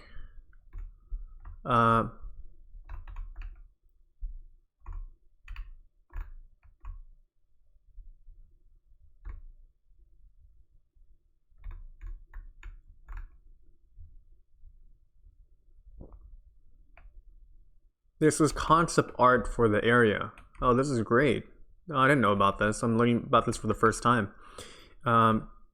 What I can gather from this picture of the day, this is most certainly an original area. It could be very likely replacing the infamous Skull Island. The island is shaped like a squid and largely resembles the concept shown in an image above this post. It is off the coast of Orchid Bay as previously predicted, with Woos being used as the mode of transportation. Okay. The bridge is actually a collapsed sentry tower. There are multiple sentry towers around the island. There's a castle-looking structure on the island. This may be where a character or fusion lair would be if there turns out to be one located on the island. So here we have a sort of kraken monster right here, and on top of this kraken, or this really large octopus squid, we have the lighthouse. And there's a Skull Island to the left.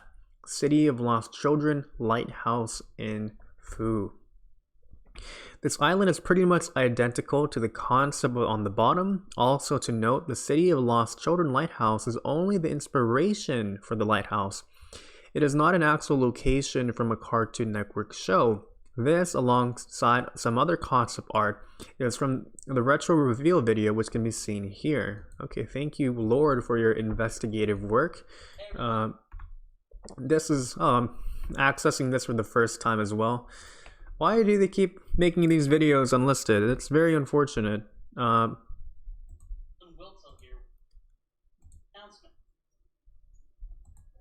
Actually, let's watch this together. Okay, we're gonna turn off the mic.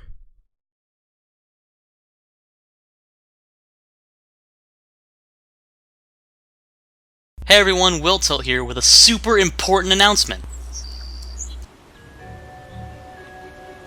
FusionFall is back! We've teamed up with some very smart individuals who have helped to create a new server for the original FusionFall client. Introducing FusionFall Retro. Soon you'll be able to play FusionFall as it was in January of 2010, right before the birthday bash. While we're still in development, we plan to give out pre-alpha access to a select few individuals within the coming weeks, and we're aiming for a closed alpha release toward the end of this month. Open access will be available once we've ensured that the servers are stable. Until then, players will be able to access FusionFall Retro through access keys distributed by our team, which can be used on the FusionFall Retro website when it launches later this month. You can play FusionFall Retro with the same account that you use to log into FusionFall Legacy and the FusionFall Legacy forums. Characters created for the FFL demo will not be usable in FusionFall Retro, and you will not be able to use your original FusionFall characters created before FusionFall was shut down. While being able to play the original FusionFall is great, it unfortunately comes with certain limitations. We cannot add any new content that was not in the version of the game we're using. Just as well, FusionFall was created with a custom version of the Unity web player, which, as some might recall, is fairly unstable. We're using FusionFall Retro as a way to bridge the gap between now and the release of the full version of FusionFall Legacy. Ergo, we no longer see the need to release a single-player FusionFall experience. The FFL demo is, as of now, cancelled and being replaced by FusionFall Retro. So what does this mean for FusionFall Legacy? Well, we're excited to announce that some big changes are coming to the FusionFall universe. We've decided that it would be best to move Legacy in a new direction. Now that the original game is set to be available to play at any time, FusionFall Legacy will be a fully reimagined version of the original game, based on concepts and ideas that the original team wasn't able to fully realize due to technical limitations of the time. Expect a fully redesigned, larger,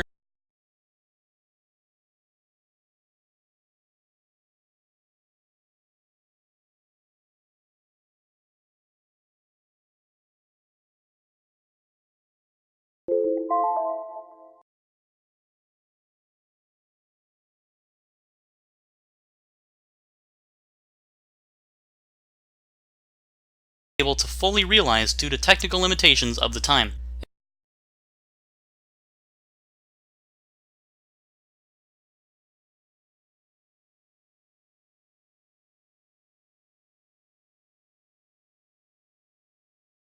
Expect a fully redesigned, larger, more coherent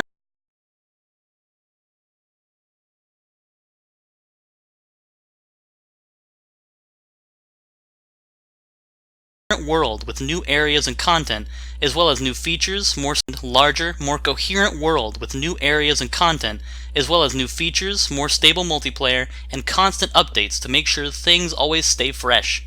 Check out these early screenshots of the new game world, including snippets of Candy Cove and Pokey Oaks. We've brought the Retro team, consisting of Kevin, Mayhem, and Josh Sora, onto the Legacy team in order to ensure that our networking is as good as it can be. Both FusionFall Retro and FusionFall Legacy will be multiplayer from the get-go. All pre-registered characters will be transferred over to the full game when it launches, and we're considering a feature to transfer character features from Retro over to Legacy when it launches. We'll be providing more devlogs and updates as things progress, and yes, all of the CN characters and areas already confirmed for FusionFall Legacy will still be coming to the game, along with a whole fresh crop of new faces.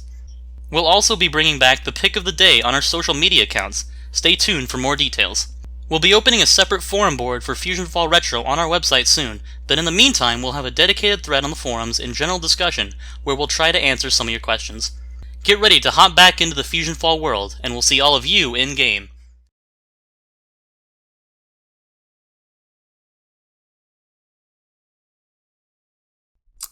Wow, this is something I haven't discovered yet. I'm really glad that that person posted footage of that. I'm gonna have to go download this video after this live stream. It was posted way back in December 31st, 2015. It really is a shame that that they made it unlisted. I want to know the reason why. But we have a bunch of these areas, concept art that never came into fruition, so we can definitely see this inside of the game, right? This is original concept art from the very first, from the OG alpha pre-development team. This looks really cool. Robot Chop Stop. Wow, I haven't seen these before. This is definitely going to go inside of that special project that I have with thing. Yeah, that's really cool. There's a lot of things to go talk about that. Kind of leaves you into a sort of cliffhanger, but let's just yeah, this is the perfect place to go do the cliffhanger at. Wow, that's a bunch of huge stuff. Let's see. We're not done yet. Thank you to that person who posted that. It's not Stormlong. That's great. I got this in the video where the devs show Retro for the first time. As far as I know, it's a film. Nope. Turn off the desktop audio.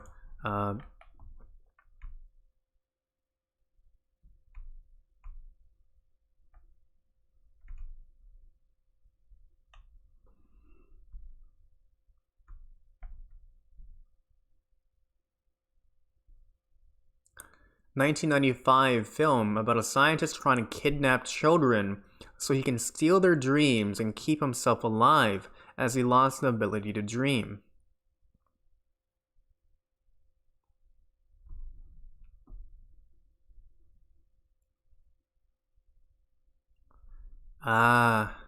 City of the Lost Children, 1995. That would be, so they're probably taking inspiration from this film. 7.6 out of 10. This is interesting.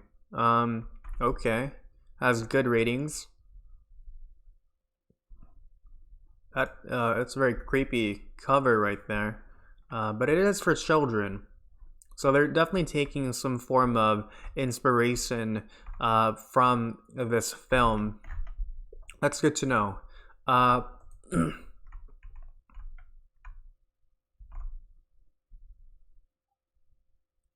Act like a teleport to the island. I think that's the most likely reason. I think, swimming from Orchid Bay to the island, I think it's possible, but I think it'd be a lot more convenient if you can just use the alpha whale to get there a lot faster.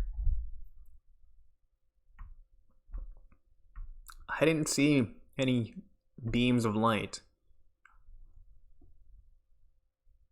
of a third island.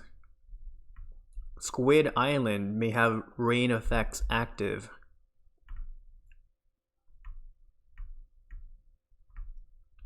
Yeah, this one right here. Was that originally supposed to be Squid Island.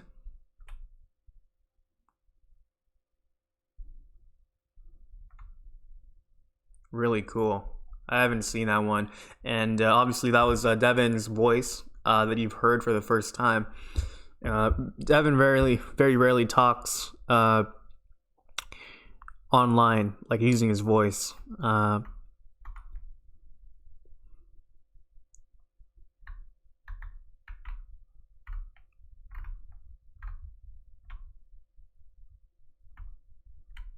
Squid Island. Okay. Fan created name for this area. It's best to wait for the official name to be released. Okay, so here we have that photo being teased. It's great to hear. Fourth journal entry. Now, I don't want to break promises. I don't want to end it off with a cliffhanger. So I think we can do a compromise. And for the next live stream, we can look and talk about these photos a little bit more in depth. But at the same time, we can finish these last two and then end the live stream from there.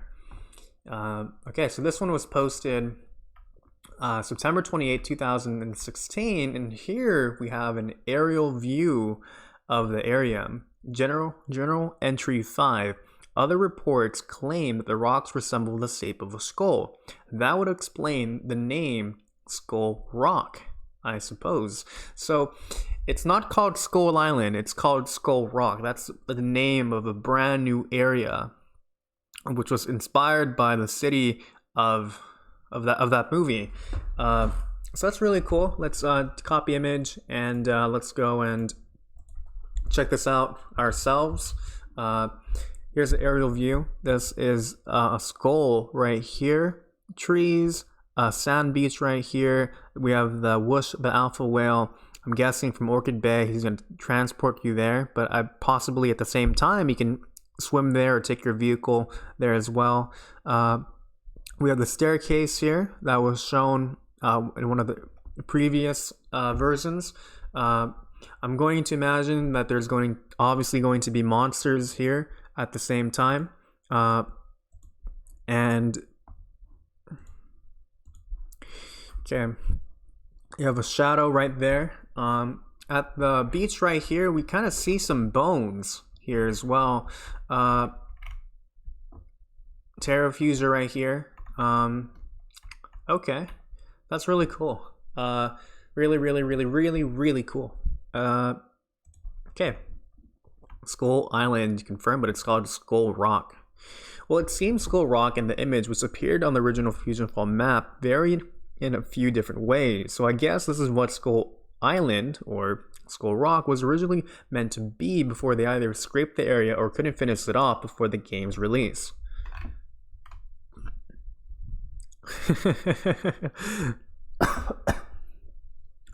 A skull-shaped island that has the formation of a squid. It's Squidward Rock.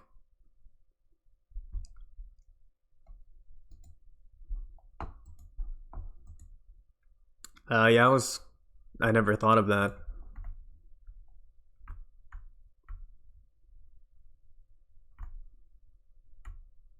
Hydra from Marvel. Hail Hydra. From I love that scene during Avengers Endgame. I saw the movie on the very first day it came out, and when Captain America entered the elevator, we see the same thugs from Captain America: The Winter Soldier. Remember that elevator scene, right? Where a bunch of people try to combat Captain America inside of a small elevator room, but he managed to outmaneuver all of them. And so, like, when Captain America entered the elevator room at Avengers Endgame, right? He said to them as he took the I think the Mind Stone inside of the case, or like the Space Stone, he said to the thugs there, "Hail Hydra." That was a really great moment. And speaking about Avengers Endgame, there's more than 100. There's hundreds of Easter eggs inside of the movie, and even to this day, after several months since the movie came out, there's still Easter eggs still remaining inside of the movie.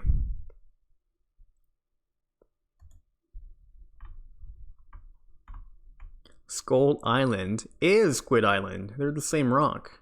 Go look at the Squid Rock picture of the day. Look at the things on the island. The wood coming out of the ground, the knocked over tower, and the fences that are still standing are in the same position in this pic. This means that if you look at the rock in one angle, it will look like a squid, but if you look at it at another angle, it will look like a skull. Okay, so one angle looks like a squid. This angle right here, yeah, it does. And if you look at it at another angle, which is this one, it looks like a squid. So it's two angles. Oh, another thing that you can notice here is that maybe pretty cool if you can actually go inside of this eye socket here.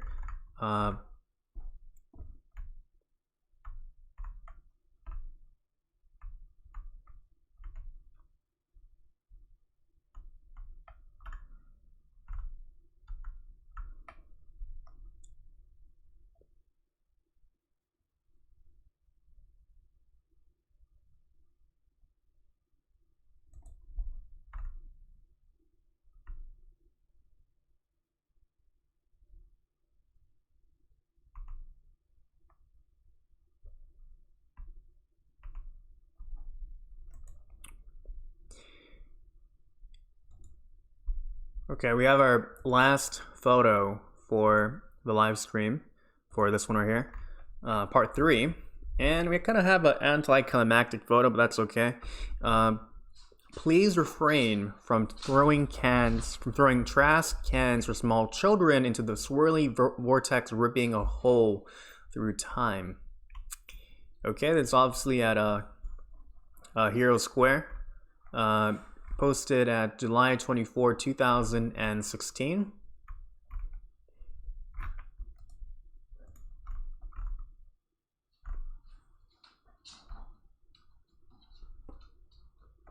Also be pretty cool that if you go nearby the vortex, right, it has this little, if you go nearby it enough, it actually has a sound effect of it swirling and making some noise. Now, if you can remember the really large wormhole at Genius Grove inside of the future, it was really massive, very, very massive. Let's go type that in. FusionFall, Genius Grove, future wormhole. Yes, this one right here. It's a very massive wormhole that you can look at right here. Monstrosity in Genius Grove. Yeah, so that's really huge, relatively speaking. Now, if you were to let's see, where's this the one at Genius Grove? Yes, it is. Yeah, this is the one here at Genius Grove. So it first started off really small, right? And now, once you were at, and like when you were at the future, it was turned really massive. So it'd be pretty cool. Like again, with the sound effect, if you go nearby the wormhole, you actually get to hear like a whoosh, like a spinning sound effect that you shouldn't be nearby. And yeah.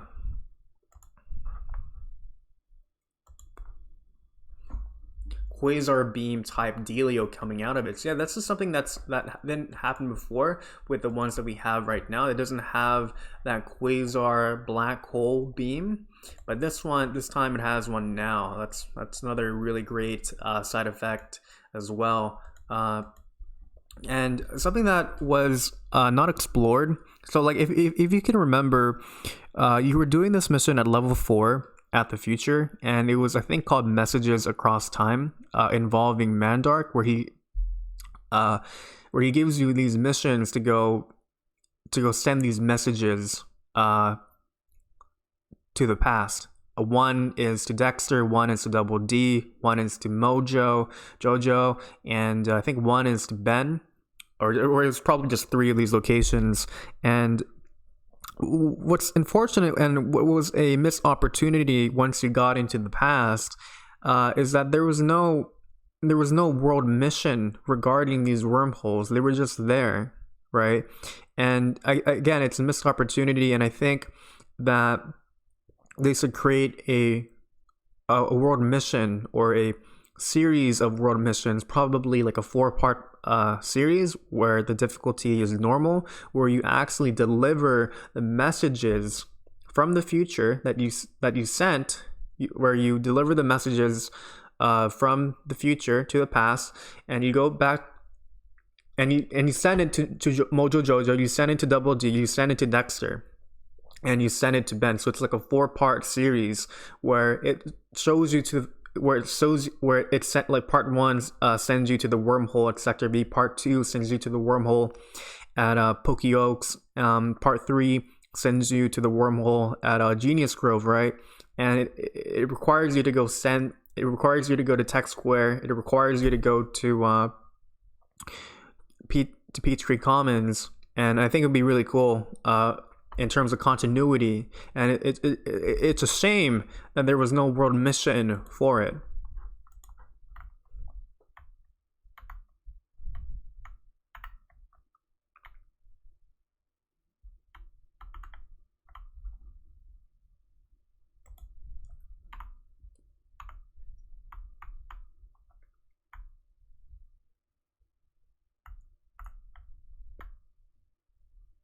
Life forms can't go through, but messages can.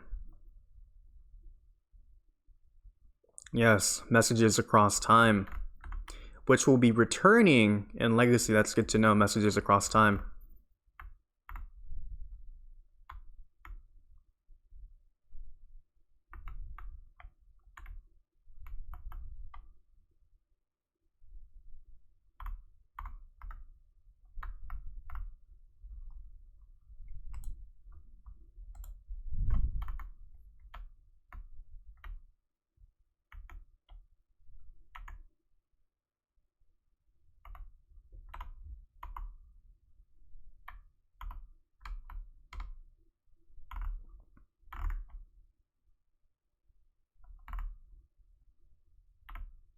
Okay, so that's good. Yeah, anyways, let me go and put up the video capture device. Okay. Yep. Gotta shift like that. Okay. Yeah, thank you everyone for attending this live stream. I know it's 3:46 in the morning. It's not the best time to do a live stream, but you have to do what do you have to do. I don't want to create excuses. So if you enjoyed this live stream, please leave a like, please subscribe, please join the Infected Zone Discord server. The link is inside of the description, and make sure to check out the Universal Item Guide as well. Doing this Picture of the Day series, it's a lot of fun, and you know, this is already more than 9-10 plus hours long, and we're not even close to being done.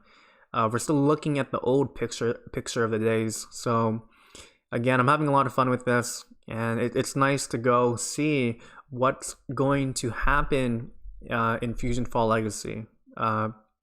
I'm doing these videos so we can have a discussion for FusionFall Legacy. It's been more than 2 years since we had any discussion, official news about it. So yeah.